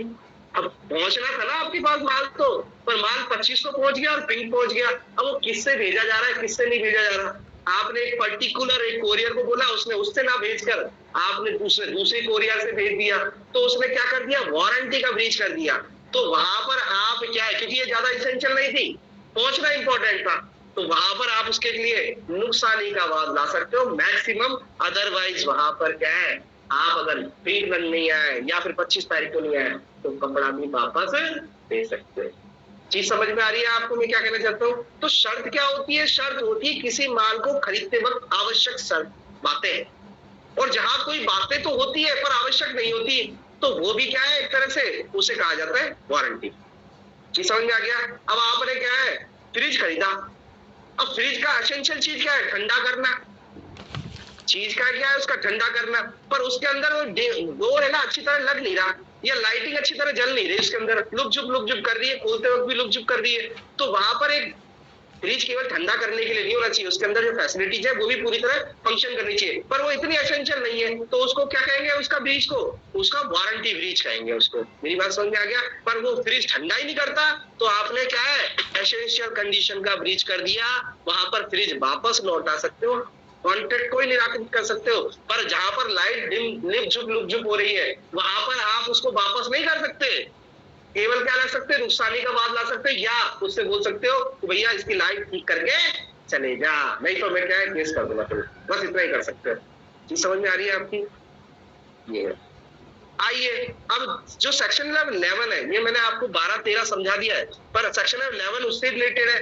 ये कहना चाहता है कि जब कोई, ठीक है, जब कोई आप अनुबंध करते हो, अर्थात कोई स्टिपुलेशन करते हो, ठीक है, तो वहां पर समय का कोई महत्व नहीं है। पहली बात देखो, मैंने अभी बताया समय, ठीक है, वहां पर समय का कोई महत्व नहीं होता, मर्म नहीं होता। मैं पढ़ाता हूँ कॉन्टेक्ट में भी कि समय कब मर्म है, पर कई जगह क्या होता है जब अनुबंध की बात हो रही है तो वहां समय मैटर नहीं करता। तो ये कह रहा है समय के बारे में कि इसी वक्त और इसी समय लाना है, तो माल के बारे में ये नहीं हो सकता। कॉन्टेक्ट दूसरे कॉन्टेक्ट के बारे में मालूम हो सकता है, पर माल के संदर्भ में ऐसा नहीं हो सकता। तो क्या कहना चाहता है? जब तक कि संविधान निबंधों से कोई भिन्न आशय प्रतीत ना हो, आपने कॉन्टेक्ट ही रिलेटेड कर रखा है, भैया 25 तारीख को मेरी शादी और 25 तारीख को आ जाना, तो बात अलग है। समझ में आ गया? कॉन्टेक्ट में ही मेंशन कर दिया, आवश्यक बातें लिख दी है। अगर ऐसा नहीं कहा गया है, ऐसा कोई आशय प्रतीत नहीं होता है, तो संदाय के, जब वो आपको संदाय के बारे में, संदाय के समय के बारे में अनुबंध विक्रय की संविदा के मर्म नहीं समझे जाते। आप ये कर रहे हो ना, उसमें समय को क्या नहीं समझते, नहीं समझते, मर्म नहीं समझते। अदरवाइज आपने बोल दिया 25 तारीख को आ जाना चाहिए, तो वो एसेंशियल हो जाता है। पर कई बार आप माल खरीदने गए और उससे बोल दिया कि भैया आप है ना एक काम करना, मेरे घर पहुंचा देना, तो वो घर अगले दिन भी पहुंचा सकता है और उसके अगले दिन भी पहुंचा सकता है, क्योंकि वहां पर वो एसेंशियल नहीं था, वो माल एसेंशियल था, पर वो समय एसेंशियल नहीं होता। तो ऐसे ये कहना चाहता है, जब आप कोई अनुबंध करते हो, किसी से शर्त करते हो या कुछ भी चीज करते हो, वहां पर समय कभी भी एसेंशियल नहीं होता। अदरवाइज कॉन्ट्रेरी आपने कॉन्ट्रैक्ट कर रखा हो तो। चीज समझ में आ रही है मेरी बात? क्या कहना चाहता हूं? ये कहना चाहता है ये, ठीक है, समय के बारे में कोई अन्य उपबंध अनुबंध उस संविदा के मर्म है या नहीं, यह बात उस संविदा के निर्बंधनों पर अवलंबित होगी कि वो जरूरी थी या नहीं थी। ये उस कॉन्टेक्ट को देख के डिसाइड किया जाएगा। अदरवाइज समय कभी भी एसेंशियल नहीं होता, ये कहना चाहता है जब आप विक्रय की संविदा कर रहे होते। जैसे उदाहरण समझो, मैं आपसे बोलता हूँ, जैसे मेरा एक दुकानदार है, मान के चलो मेरा एक दुकानदार है जिसको मैं केवल स्लिप देके आता हूँ और वो राशन का सामान घर पे लेके आ जाता है, होता है भाई। तो मैं एक बार बोला कि भैया सामान पहुंचा देना, वो ऑब्वियसली माल पहुंचा देगा, माल की यही तो है जंगम संपत्ति, वो पहुंचा देगा। ऑब्वियसली वो 2 दिन में आ जाता है या उसी दिन आ जाता है, सेम डे। अब किसी कारण से वो क्या उस दिन नहीं आया, उसके अगले दिन आया या उसके भी अगले दिन आया, तो वहां पर मेरी क्या है, एसेंशियल कंडीशन का ब्रीच नहीं हुआ। मुझे पर्टिकुलर कह के आना चाहिए था कि भैया आज मेरे घर में फंक्शन है, आ जाना, तो वो नहीं आता तो बात अलग थी, पर मैं कुछ कह के नहीं आया। तो वहां पर केवल समय के आधार पर कि मैं पूरे कॉन्ट्रैक्ट को निराकृत कर रहा हूं या फिर खत्म कर रहा हूं, ये बहुत इंपॉर्टेंट था, तो उसको इंपॉर्टेंट नहीं माना जाएगा। चीज समझ में आ रही है क्या कहना चाहता हूँ यहाँ पे? थोड़ा व्यवहारिक वे में समझोगे तो समझ में आ जाएगा ये। जब आप कोई माल खरीदने जाते हो और कोई अनुबंध करते हो, वहां समय क्या है, जब तक आपने नहीं बोला है उसे पर्टिकुलरली, तो समय मर्म नहीं होता, वो माल कभी पहुंचा देगा। वो आपने बोला घर पहुंचा देना, वो घर में क्या है, आपके 8 बजे ही पहुंचा दे, 9 बजे ही पहुंचा दे और 10 बजे ही पहुंचा दे, या बोले भैया मैं फ्री नहीं था, जैसे ही फ्री हुआ तब आया, तो वहां पर समय एसेंशियल नहीं होता है जब आप माल की बात करें। चीज समझ में आ गया? अगर ज्यादा सजग आदमी हो तो बोल देना भैया रात के 12 बजे बर्थडे सेलिब्रेट करेंगे और 12 बजे केक आ जाना चाहिए, 12 बजे से बाद में आया तो मैं लूंगा, तो वहां समय मर्म हो जाता है। हाँ, सेक्शन 55 बिल्कुल। चीज समझ में आ गया? जहां पर आप पर्टिकुलर कहते हो कि नहीं समय मर्म है तो ही वो समय मर्म माना जाएगा, अदरवाइज समय को मर्म नहीं माना जाता, एसेंशियल नहीं माना जाता। क्योंकि आप बोल रहे हो कि फिक्स, आप बोले कल पहुंचा देना, अरे कल परिस्थिति आ गई भाई, नहीं पहुंचा पाया, सरकार ने लॉकडाउन लगा दिया, सरकार ने बोला बंद करो दुकान, अरे मैं भाग रहा था आपका दुकान बंद करा दी, कैसे पहुंचा? तो वहां पर क्या है, समय को कभी भी मर्म नहीं माना जाता इसमें। ठीक है, ये है। तो आगे बात समझ में आपको 11? ठीक है, आइए अब 12 देखते हैं, शर्त और ये वारंटी क्या होता है। मैं समझा चुका हूं, फिर भी देखने का प्रयास करते हैं। विक्रय की संविदा में, अभी संविदा बोल रहा हूं मैं, विक्रय की संविदा में कोई अनुबंध, अनुबंध मतलब स्टेपुलेशन, अनुबंध जो माल के बारे में हो, उस संविदा का विषय शर्त है, शर्त या वारंटी हो सकता है। ये कह रहा है कि शर्त भी हो सकती है और वारंटी हो सकती है। अब वो शर्त कब होगी और वारंटी कब होगी, ये बता रहा है आपके सेक्शन नंबर 12 का सब क्लोज 2 तो शर्त के बारे में बता रहा है, और सेक्शन नंबर 12 का 3 सब क्लोज आपके वारंटी के बारे में बता रहा है। ये समझ में आ रही है? अनुबंध किसके बारे में हो सकता है, शर्त के बारे में या वारंटी के बारे में हो सकता है। अब बेटा गारंटी तो दुनिया में रही नहीं किसी की, समझ में आ गया? तू गारंटी लेता है क्या? हमारे मुंह से यही निकलता है बेटा, गारंटी तो केवल हम क्या है इंडेमनिफाई में पढ़ते हैं, केवल कॉन्ट्रैक्ट में, जब कोई तीसरा व्यक्ति गारंटी ले सकता है। कोई तीसरा व्यक्ति तो है, पर व्यक्ति द्वारा जिम्मेदारी क्षतिपूर्ति की लायबिलिटी ले लेना, उसे कहते हैं गारंटी, प्रत्याभूति। आ रही बात समझ में? वो हम इस संदर्भ में मत पढ़ लेना, गारंटी वारंटी को एक कर लेते हो, वहां पर गारंटी वारंटी एक नहीं होती।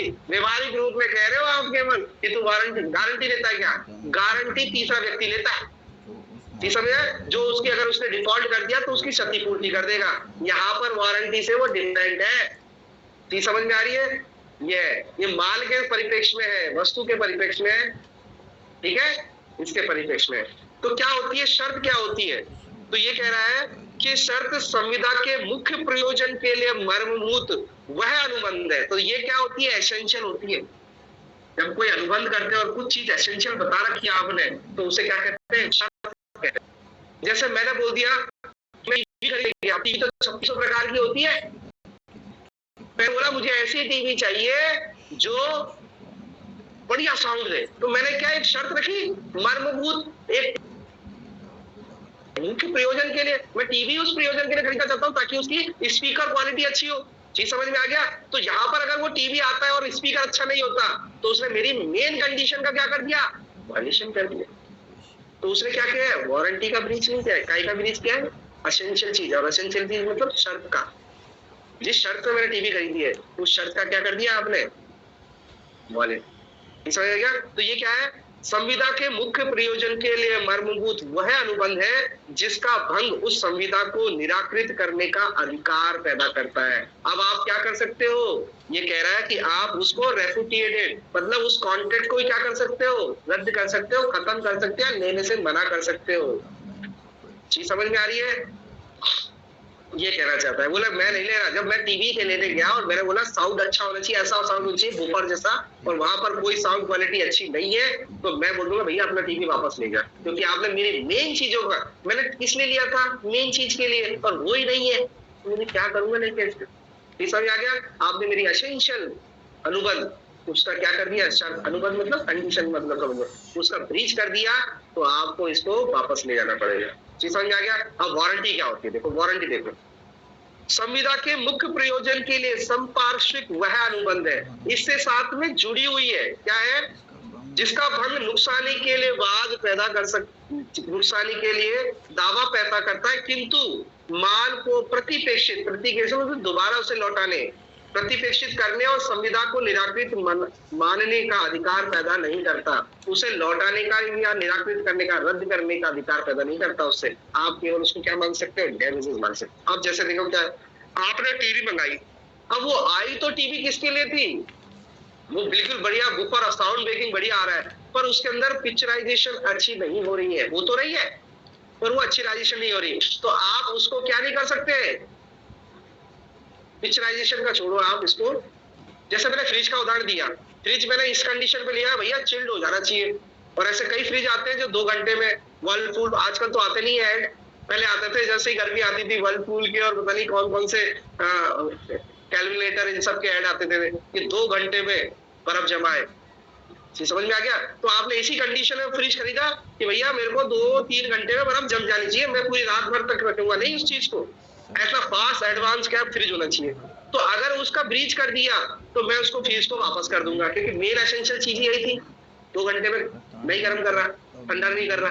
पर आइए वही लाइट का उदाहरण, अगर फ्रिज तो ठंडा कर रहा है 2 घंटे में, पर वो लाइट झुक झुक कर रही है, तो अब मैं पूरी फ्रिज को वापस नहीं कर सकता।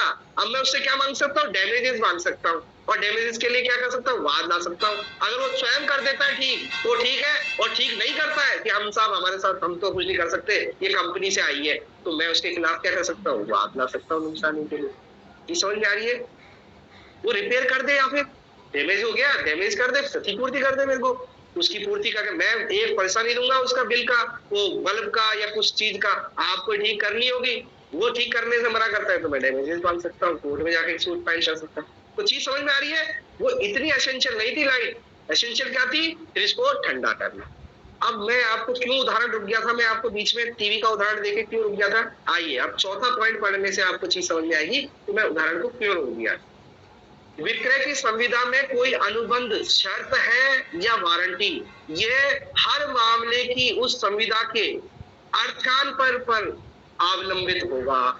मतलब वो कह रहा है कि ये शर्त है, और सामने वाला बोल रहा है नहीं शर्त नहीं है सर, ये वारंटी है।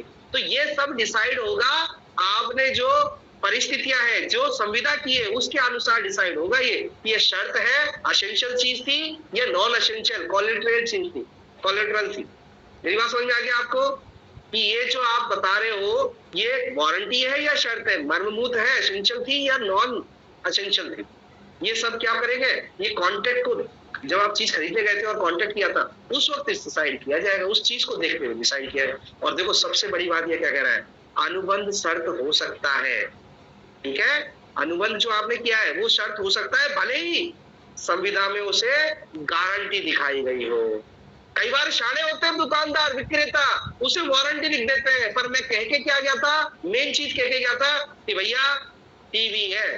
अब टीवी केवल साउंड सुनने के लिए लाते हो क्या आप? बताइए, आप टीवी का ऑर्डर दिया, यहाँ पे बोला भैया बिल्कुल बढ़िया तरीके से उसमें बूफर होना चाहिए और बढ़िया आवाज आनी चाहिए, आपने एसेंशियल कंडीशन रख दी, पर जैसे ही टीवी लगाया अब टीवी में तो विजुअलाइजेशन ही नहीं आ रहा, लाइनिंग आ रही है, या फिर थोड़ा सा अच्छा इम्पैक्ट नहीं आ रहा, अच्छा देखने में भी अच्छा नहीं लग रहा था। आजकल तो एलईडी एलसीडी पता नहीं क्या शानदार टीवी आ गई है, बिल्कुल ऐसा लगता है जैसे सामने से देख रहे हो। मैं एक घर में गया था एक दोस्त के, तो वहां पर इससे बोर्ड से भी बड़ा टीवी था उसके, तो ऐसा लग रहा था जैसे सामने ही मैच हो रहा हो। जैसे आप थिएटर में जाते हैं ना, एचडी कैमरा देखते हो, फिर वैसा लगता है कि सामने चीजें हो रही है, वैसे ही मुझे लगा कि यार ये तो बिल्कुल रियल लग रहा है और इतना शानदार उसकी क्या है लाइटिंग वाइटिंग, तो मेरा फील दिया गया वाकई में यार इसमें। तो कहने का क्या मतलब है, मैंने उससे बोला कि भैया टीवी के अंदर साउंड अच्छी आनी चाहिए, पर साउंड तो अच्छी है कलर वैल्यू अच्छी नहीं है, तो वो वारंटी करा उससे, क्योंकि एसेंशियल नहीं थी। आपने देखा एसेंशियल क्या थी, साउंड, ये तो कोलैटरल थी, उससे जुड़ी हुई थी, परंतु ये भी क्या बन सकती है, शर्त बन सकती है। संविदा को देखते हुए आप टीवी क्या साउंड करने के लिए ले जाते हो क्या?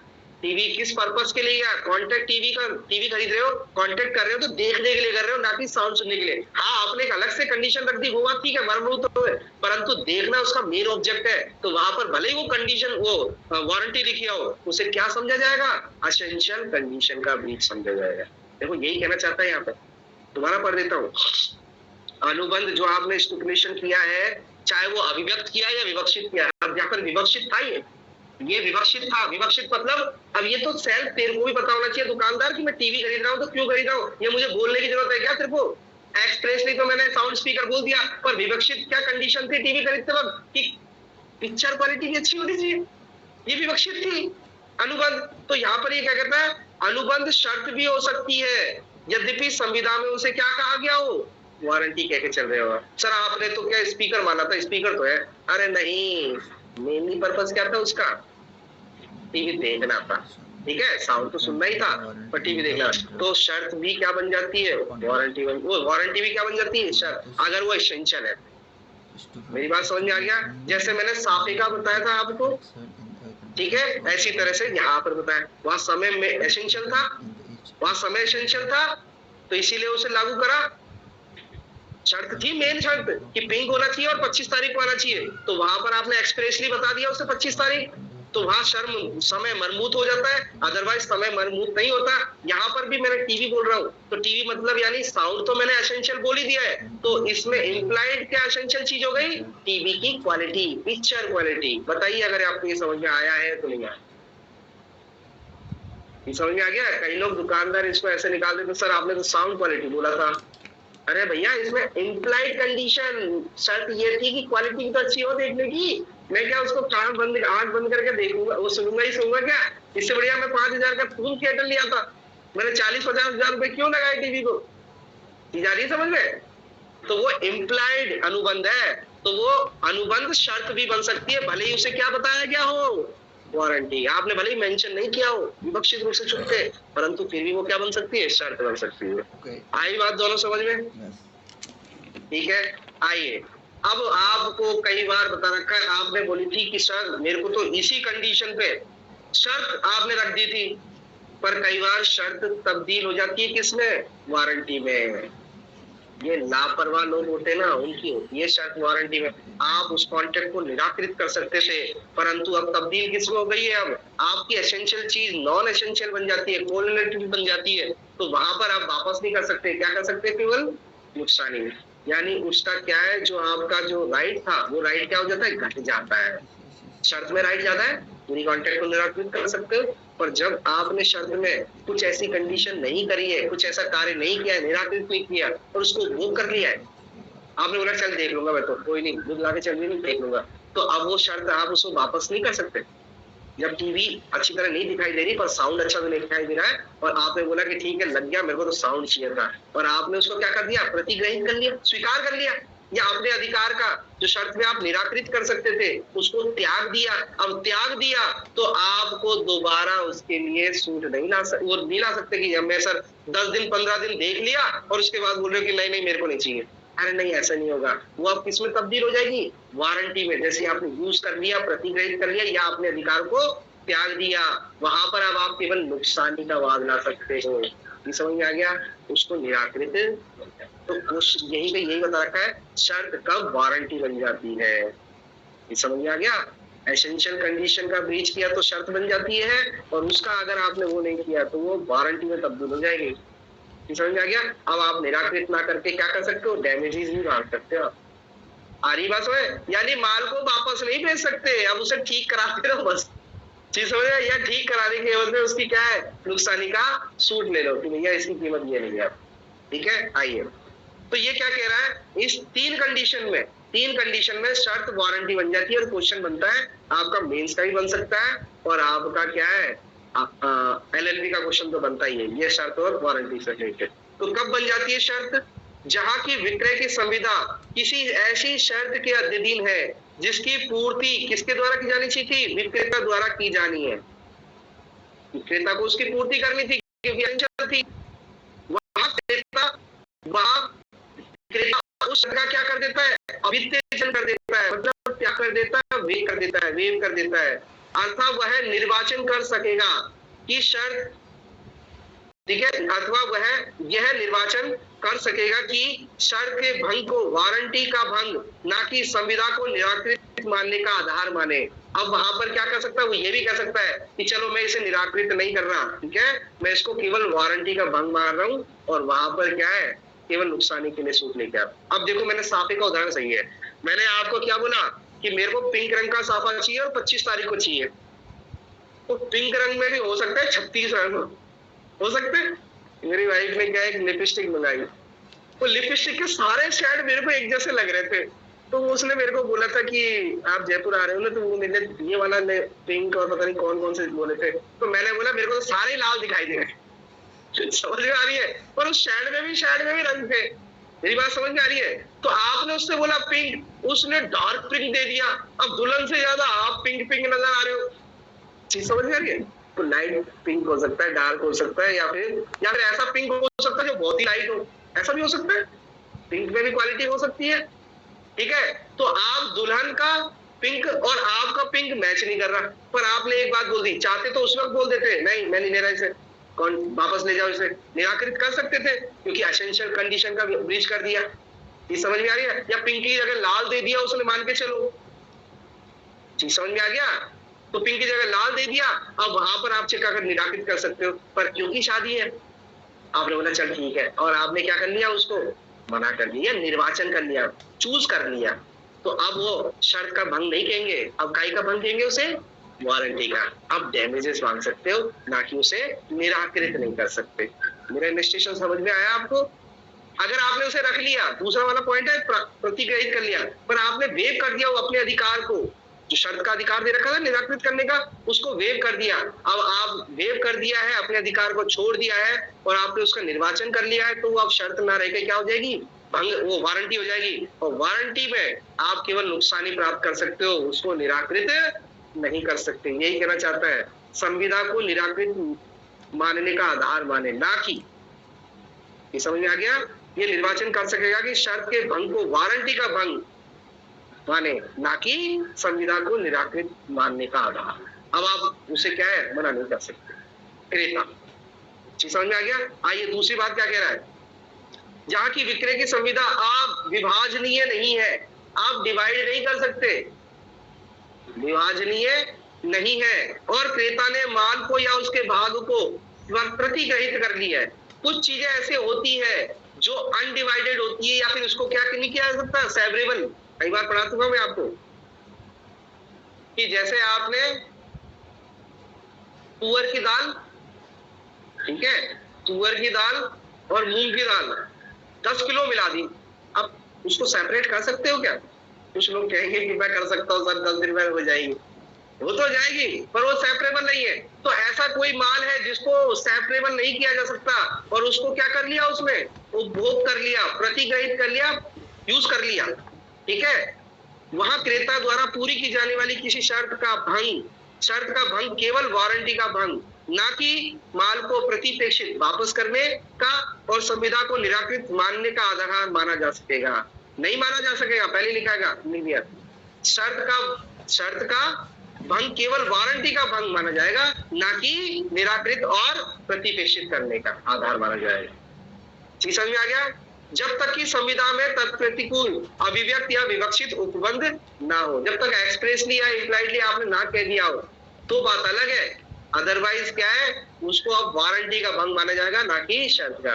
तो टाइटल ही क्या था, शर्त कब वारंटी बन जाती है, समझ में आ गया? दो कंडीशन में, पहली कंडीशन है आपने वेव कर दिया अपने राइट को, दूसरी कंडीशन है आपने ग्रैंड कर लिया। जैसे मेरा एक उदाहरण देखो, आपने बोला मुझे क्या है, ऐसी क्वालिटी का सीमेंट चाहिए जो मेरा घर को मजबूत बनाए, और अच्छी क्वालिटी का, बेस्ट से बेस्ट क्वालिटी का क्या है, जो ए ग्रेड प्लस ग्रेड का सीमेंट चाहिए, ठीक है, और आपने बोल दिया कि उसके अंदर ये इंग्रेडिएंट्स होने चाहिए। हो सकती है? क्या कह रहा हूं मैं आपको, आपने सीमेंट मंगाया, बेटा सीमेंट 36 प्रकार का है मार्केट में, आपका घर बनता है तो नॉर्मल सीमेंट से बन सकता है, पर एक हाई बिल्डिंग बननी है जो कम से कम 50 मंजिला ऊपर बननी है, तो वहां नॉर्मल ग्रेड का सीमेंट नहीं चलता है, उसके लिए भी ग्रेड 1, ग्रेड 2, ग्रेड 3 होते हैं, उनकी भी क्वालिटीज बहुत होती है। तो आपने क्या है, कुछ सीमेंट, नॉर्मल सीमेंट में कुछ एसेंशियल चीज मिली होती है, उसको आप डिवाइड कर सकते हो, कट्टा खुलता है तो मिक्स ही होती है। मेरी बात समझ में आ गया? तो अविभाजनीय होती है। चीज समझ में आ गया? अब आपने क्या, वो सीमेंट आया, सीमेंट मान के चलो, मैं एक उदाहरण दे रहा हूं, जो आपने चीज बोली थी कि मेरे को सीमेंट चाहिए 80%, 70%, और वो चीज चाहिए मजबूती के लिए, वो कितने चाहिए, 30% चाहिए, दोनों का मिक्सर एक सीमेंट मंगाया आपने। चीज समझ आ गया? आइए, भेज कौन सा दिया उसने भेजा है 40% तो सीमेंट है, नहीं आपका कम से कम नहीं तो 90% सीमेंट है, और 10% क्या है, वो एसेंशियल चीज है जो चीज को मजबूत बनाएगी। चीज समझ में आ गया? अब उसने भेज दिया, अब आपने क्या कर लिया, उसको यूज कर लिया, अपनी बिल्डिंग में बुला दिया और पिलर खड़े कर दिए,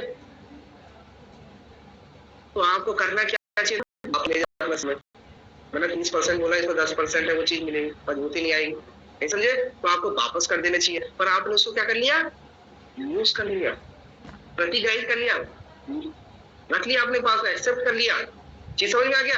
अब आपको जो वापस करने का राइट था वो राइट नहीं मिलेगा। अब उसे क्या समझाएगा, अब उस शर्त में आपकी क्या बन गई, वारंटी। और वारंटी में क्या मांग सकते हो, केवल डैमेजेस, नुकसान ही, क्योंकि बिल्डिंग तो बन गई। अब बिल्डिंग, पिलर भी खड़ा हो गया, अब पिलर को तोड़ के दिखाओगे क्या उसको, तो वहां पर क्योंकि बिल्डिंग जो मजबूती बननी चाहिए थी वो मजबूती नहीं बनी, तो इसका लॉस हो गया। तो ये लॉस किससे मांग सकता है, वो डैमेजेस, ये डैमेजेस उससे सेलर से मांग सकता है। मेरी बात समझ में आया, क्योंकि अविभाजनीय है। जी समझ गए, सीमेंट का उत्पाद, वो सीमेंट में अलग नहीं कर सकते उस चीज को। ये जब सीमेंट और रेती मिक्स हो जाती है, अविभाजनीय हो जाता है ना, कोई कर लेगा क्या अलग, करने वाले तो कुछ भी कर ले सर, मैं कर लूंगा, एक ऐसे भी क्लास में पढ़ लूंगा सर, हो जाता है, मैं एक्सीलेंट लॉ कॉलेज में पढ़ा सर, सब हो जाता है, अरे मेरा कुछ नहीं होता। अब बहस करने के लिए तो बहुत सारी बहसें होती है, पर ये कुछ चीजें अविभाजनीय होती है और उसको आपने यूज कर दिया तो अब वो शर्त किसमें बदल जाएगी, वारंटी में। और वारंटी में केवल डैमेजेस मांग सकते हो, आप उसको वापस नहीं कर सकते। ठीक है, अब वापस भी कैसे करोगे, आपने यूज कर लिया, अब क्या वो पिलर उठा के दोगे कि वापस उस पर, या उसको दोबारा तोड़ के वापस दोगे, पिलर दोबारा तोड़ के नहीं। अब आप केवल देखो, इसीलिए कहते हैं सजगता, जब चीज खराब आ जाती है ना, मैं इसीलिए कह रहा था इंडियन आदमी बहुत खराब करता है ये काम। पहला, या फिर अरे जान दो यार, होता है कि नहीं होता घर में, जब चीज आ जाती है अरे जाने दो, आप एक्सेप्ट कर लेते हो, या फिर अपने अधिकार को अभित्य कर देते हो, चलो छोड़ो यार कोई नहीं यूज करो, ऐसा होता है कि नहीं होता। फिर बेटा वो आप उसको क्या वापस नहीं कर सकते।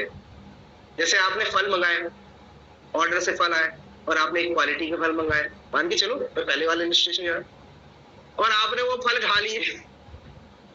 तो फल खाने के बाद में क्या है, एक फल खा लिया मजा नहीं आया, दो फल खा लिया मजा नहीं आया, अब आपने 10 में से 4 फल खा लिए, 5 फल खा लिया, आप बोल रहे हो कि नहीं वापस करूंगा, तो वो वापस नहीं कर सकते आप उसे। ठीक है, आप डैमेजेस मांग सकते हैं कि अच्छी क्वालिटी के नहीं भेजे आपने, फिर 5 क्यों खाए आपने, तुरंत वापस भेजने चाहिए थे। इस वजह ये सजगता का रूल कहता है, ये माल को प्राप्त करने वाले क्रेता की या खरीदने वाले की जिम्मेदारी होती है। नहीं समझे कि आप पहली बात तो एसेंशियल कंडीशन बताओ, कंडीशन बातें, मनभूत बातें बताओ, और अगर वो मनभूत बातें नहीं आ रही तो चीज को तुरंत ही वापस कर दो कि भैया ये चीज इंपॉर्टेंट थी, तूने इसका पालन नहीं किया, अपनी चीज रख ले। हम लोग क्या करते हैं, अरे चल मरने दे, रख ले। तो बेटा अब आप केवल नुकसानी का वाद ला सकते हो केवल, समझ में आ गया, अर्थात उसकी भरपाई कर सकते हो, कोई क्वालिटी तो आपके पास आई नहीं है। चीज समझ में आ गया, जिस चीज के लिए आप एसेंशियल चीज थी वो तो हुई नहीं। तो यहाँ पर अब वो शर्त किसमें कन्वर्ट हो जाती है, वारंटी में। आप अपने अधिकार आपके क्या हो जाते हैं, कम हो जाते हैं। एक शब्द मैंने लिखा था जब मैंने नोट्स बनाए थे, तो मैं कल रात को पढ़ रहा था वो नोट्स, उसमें एक शब्द बता देता हूँ आपको। उसमें शर्त था, हाँ इसमें शर्त का स्तर घटकर वारंटी की श्रेणी में आ जाता है। जब शर्त होती है ना आपकी, वहां पर अधिकार ज्यादा होते हैं। जब आपने उसका यूज नहीं किया, ठीक है, वेव कर दिया या फिर प्रतिग्रहित कर दिया, तो उसका स्तर घट जाता है और किसमें बन जाता है, वो वारंटी में तब्दील हो जाता है। आगे बात समझ में आए,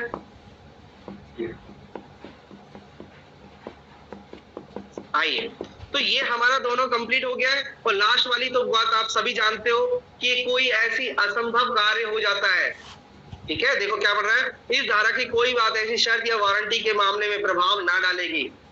वहां पर फिर कोई प्रभाव नहीं डालेगा, कहां पर, जिसे पूरा करने में माफी उसकी असंभवता के कारण, यानी रूल ऑफ फ्रस्ट्रेशन, फ्रस्ट्रेशन के कारण वो चीज नहीं हो पा रही है। तो आप क्या है, जैसे आपने एसेंशियल कंडीशन रखी पर वो कंडीशन फुलफिल नहीं हो रही है, आपने बोला मेरे को 10 तारीख को चाहिए, और 10 तारीख को क्या हो गया, वॉर हो गया अभी, ठीक है, तो वो चीज नहीं आ रही है आपके कश्मीर से बात है ना, वो नहीं आ पाए, तो वहां पर असंभव हो गया उसको भेजना।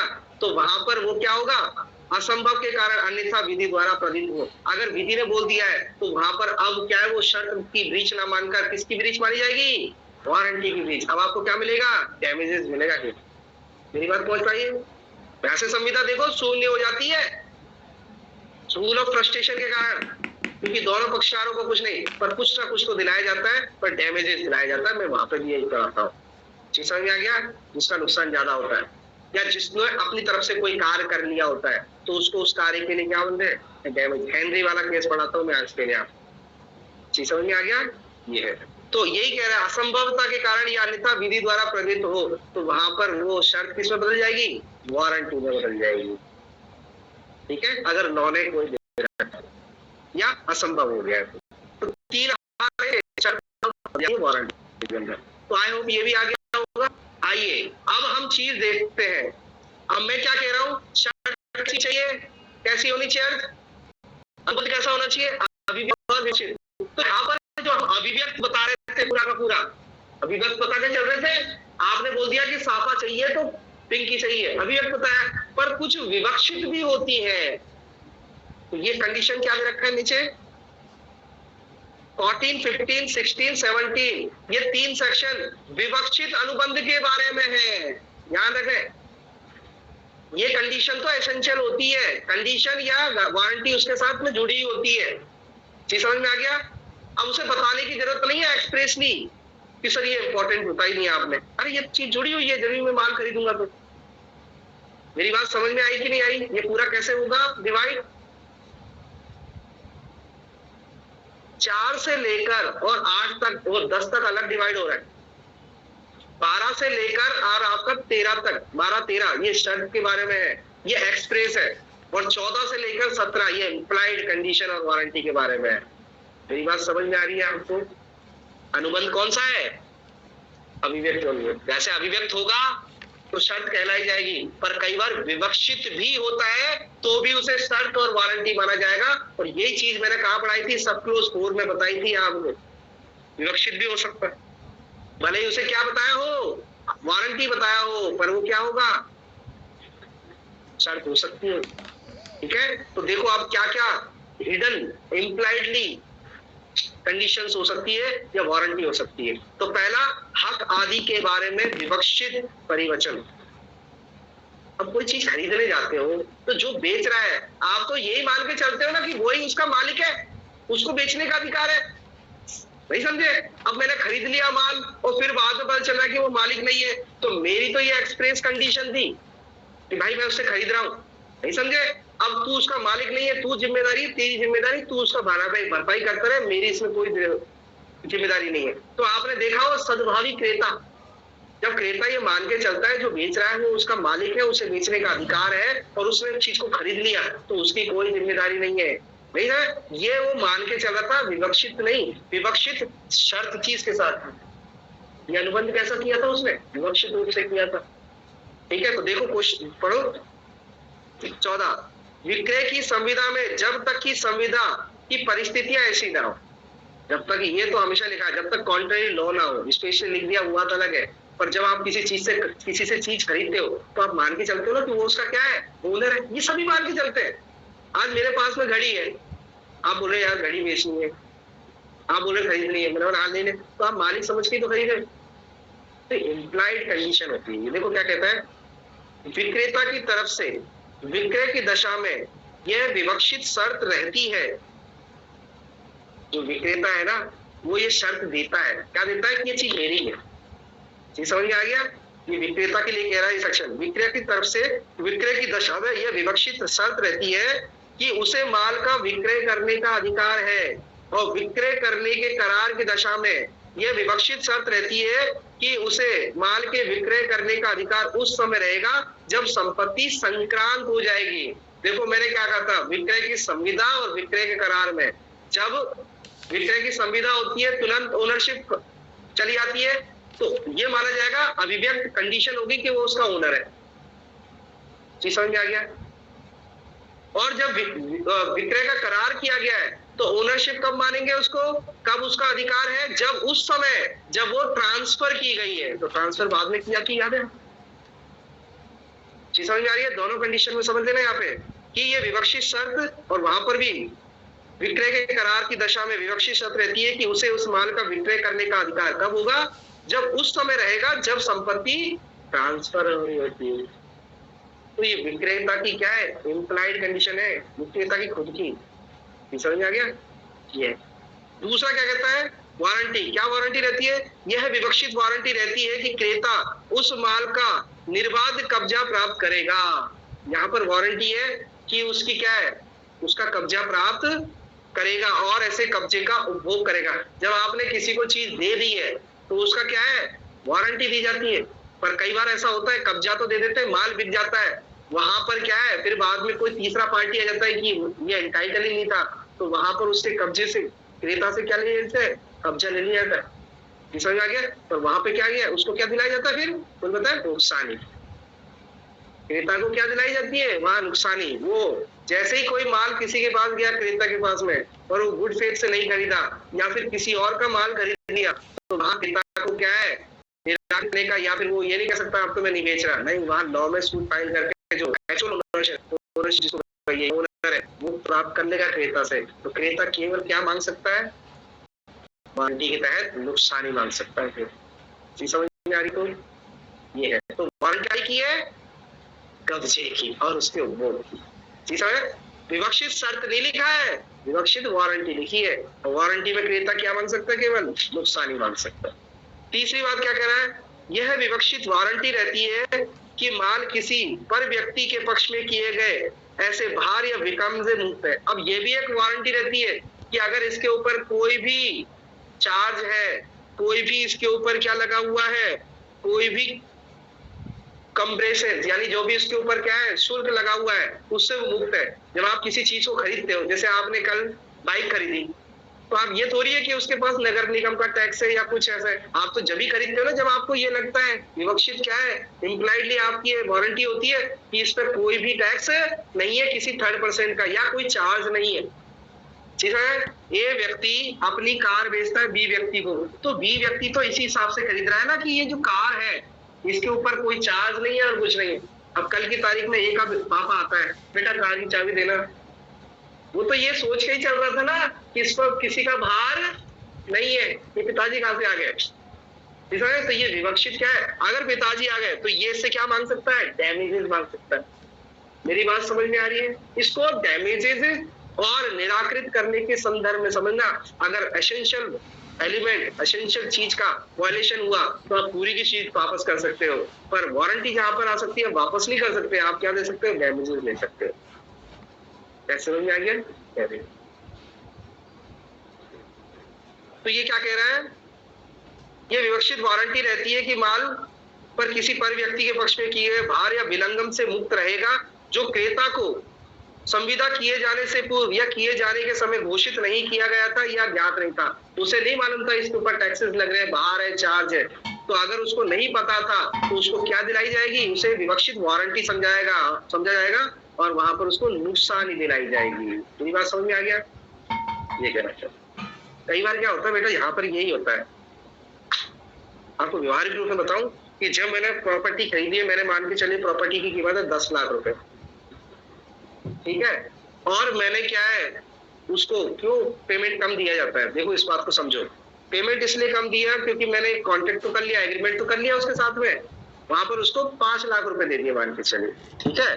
अब जैसे ही मैं रजिस्ट्री कराने गया या फिर मैं क्या पता लगा कि इसके ऊपर तो चार्ज है किसी व्यक्ति का, और चार्ज में पढ़ा चुका हूँ टीपी के अंदर बाहर होता है, वो संपत्ति के साथ ही जाता है। समझ में आ गया? तो वहां पर क्या है, मुझे पता चला कि ये किसने क्या किसी से पैसा ले रखा था और पैसे के एवज में उसको बाहर दे रखा कि इस पर जो भी आय होगी वो 10% दे रहा होगा। तो 10 लाख का 10% कितना होता है? 1 लाख की उसमें हिस्सेदारी थी। तो मैं जब उससे प्रॉपर्टी सेल करूंगा ना, क्योंकि चार्ज कभी हटता नहीं है बेटा, याद रखना, चार्ज कभी हटता नहीं है, चार्ज संपत्ति के साथ में जाता है। तो मैं क्या करूंगा, उसको 9 लाख ही रुपए दूंगा और 1 लाख रुपए बचा लूंगा, और वहां पर 1 लाख का मेरा क्या है उस आदमी को फ्री करूंगा जिसका उसका चार्ज है या फिर जो भी इसके ऊपर विलंगम, ठीक है, वो लगे हुए हैं, वो उसको वहां दे दूंगा। इस तरह से पूरा कॉन्ट्रैक्ट होता है। ये केवल सजग आदमी कर सकता है। अब आपने 10 के 10 लाख रुपए दे दिए और पता चला चार्ज है, तो भरते रहो उसका चार्ज, या आपको अपनी जेब से भरना पड़ेगा। क्योंकि अभी बहुत इंपॉर्टेंट, जब अधिकार और दायित्व पड़ते ना, तो विक्रय से पहले, वहां इमूवेबल प्रॉपर्टी की बात कर रहा हूं, और यहाँ पर भी आप समझो, विक्रय से पहले अगर प्रॉपर्टी विक्रेता के पास ही है और उसका कोई कसूर नहीं है, ठीक है, और नष्ट हो जाती है तो शून्य हो जाती है, पर उसका कसूर से भी नष्ट हो रही है, चीज समझ में आ रही है, तो वो आपकी क्या है लायबिलिटी थी ले जाने की, और आप नहीं ले गए, उसने बोला ले जा, नहीं ले गए, तो वहां पर क्या है आपको नुकसान देना पड़ेगा। जब उसने ओनरशिप दे दी है आपको, आप क्यों नहीं ले जा रहे भाई, क्यों पड़ी रहती है? अगर नुकसान कुछ हो गया तो सारी जिम्मेदारी किसकी है? सेल के पश्चात कुछ भी उड़ाव चढ़ाव होता है प्रॉपर्टी के अंदर, किसकी लायबिलिटी होती है? उसकी। पढ़ते ना आप, अगले दिन ही भले ही कीमत गिर जाए या अगले दिन ही बढ़ जाए, तो जिसने खरीदा है उसकी जिम्मेदारी होती है।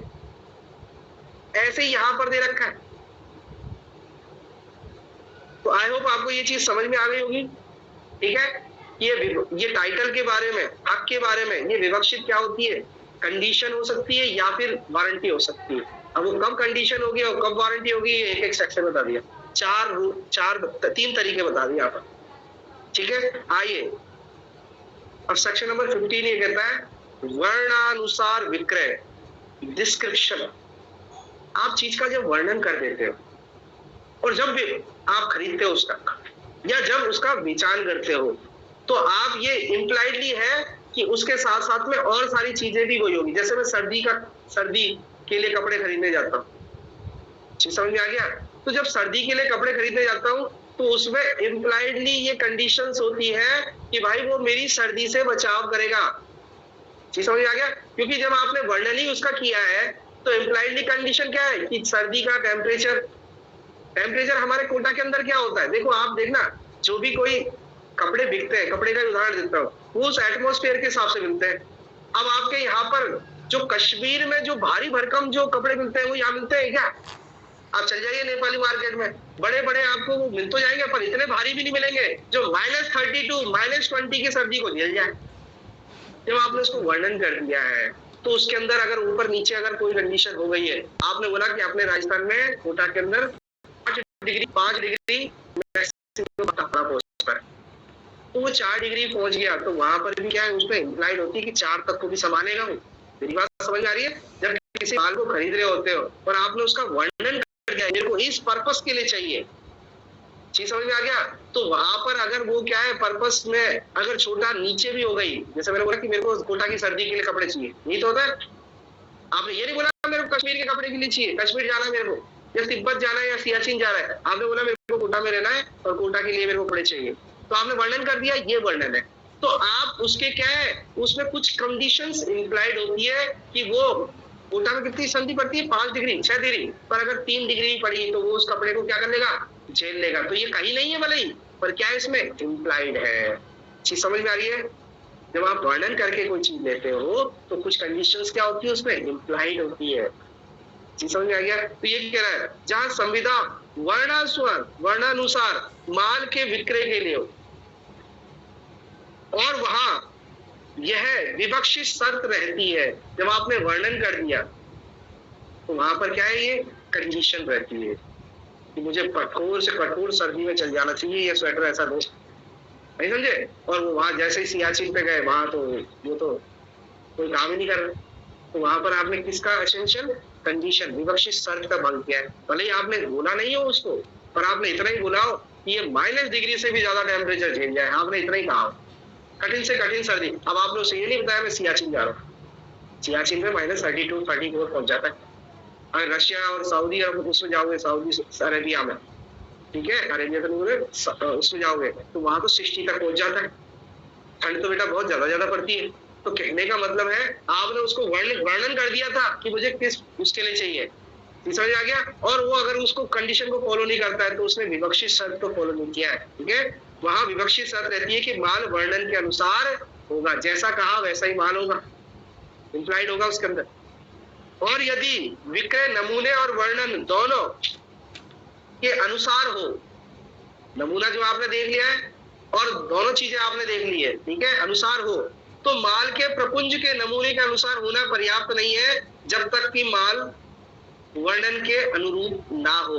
आपने क्या किया, जब वो माल और नमूना पूरा देख लिया है, ठीक है, आपने उसका कपड़ा फेवर देखा, चीज समझ में आ गया, और आपको लगा कि नहीं यार सही है, जैसा बोला था वर्णन किया था वैसा ही नमूना भी है और उसका माल भी वैसा ही है। और अगर आप फिर सियाचिन जाते हो और थोड़ी बहुत अगर ठंड लग भी जाती है, ठीक है, यही कहना चाहता है, माल प्रपुंज के नमूने, अब आपने पूरी जैकेट ले लिया, पूरा वो चीज ले ली है, ठीक है, उसके अनुरूप पर्याप्त नहीं है तो भी क्या है उसके, ठीक है, जब तक कि माल वर्णन के अनुरूप ना हो तो उसे क्या माना जाएगा, उसे विवक्षित माना जाएगा कि उसके अनुरूप होना चाहिए था उसके, जो नमूना मैं देख के गया हूं या जिसका मैंने वर्णन किया। ठीक है, इम्प्लाइड कंडीशंस होती है।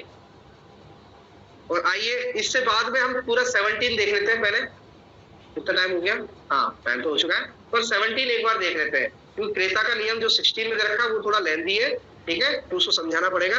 पहले ये देख ले नमूने के अनुसार। अब वहां पर आपने वर्णन किया, नमूना क्या होता है, जब आप चेक करते हो, जैसे चावल खरीदते हो तो नमूना चेक करते हो, आप कुछ कपड़े के व्यापारी होंगे, वो कपड़े का नमूना लेकर देखते हैं कि फैब्रिक कैसा है उसका, तो हर कोई ये नमूना उस नमूने के हिसाब से, ठीक है।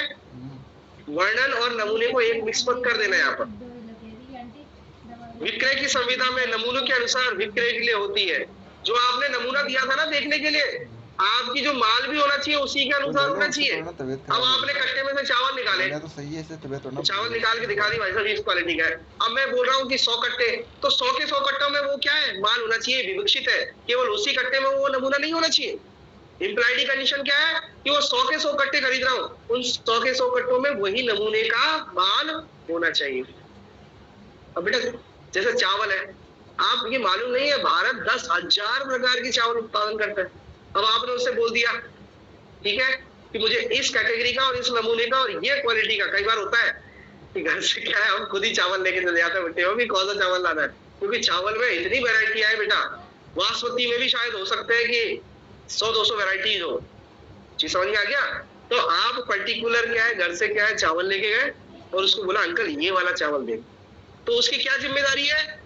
आप तो चावल 5 ग्राम 10 ग्राम लेके गए मुट्ठी में, या ज्यादा 20 ग्राम लेके गए, पर जब आप 1-2 किलो 5 किलो लेके आ रहे हो तो पूरा का पूरा पुंज दे रहा है, वो उसी के समान होना चाहिए। ये क्या होती है, विवक्षित कंडीशन होती है। अब ये देखे करें, विक्रय की संविदा वहां नमूने के अनुसार विक्रय के लिए होती है, जहां तक संविदा में तत्प्रतिकूल अभिव्यक्ति या विवक्षित निबंधन ना हो, ठीक है। अब क्या विवक्षित शर्त रहती है, दूसरे में बता रखा है, नमूने के अनुसार विक्रय के लिए संविदा की दशा में यह विवक्षित शर्त रहती है कि माल का प्रपुंज होता है बल्क।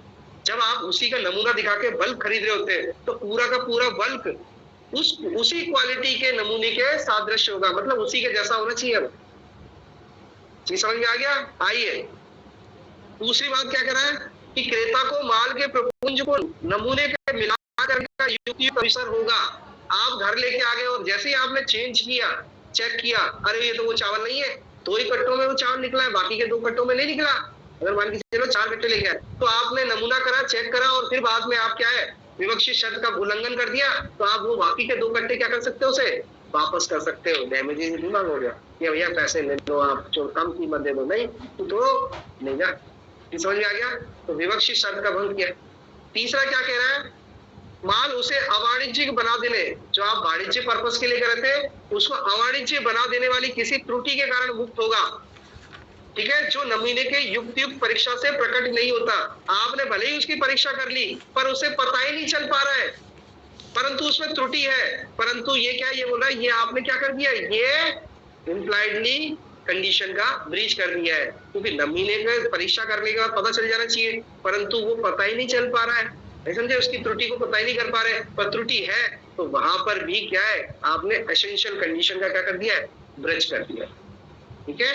तो आप उस कंडीशन को उसको क्या कर सकते हैं, निराकृत कर सकते हैं। तो शर्त और वारंटी का थोड़ा अर्थ समझ में आया बेटा।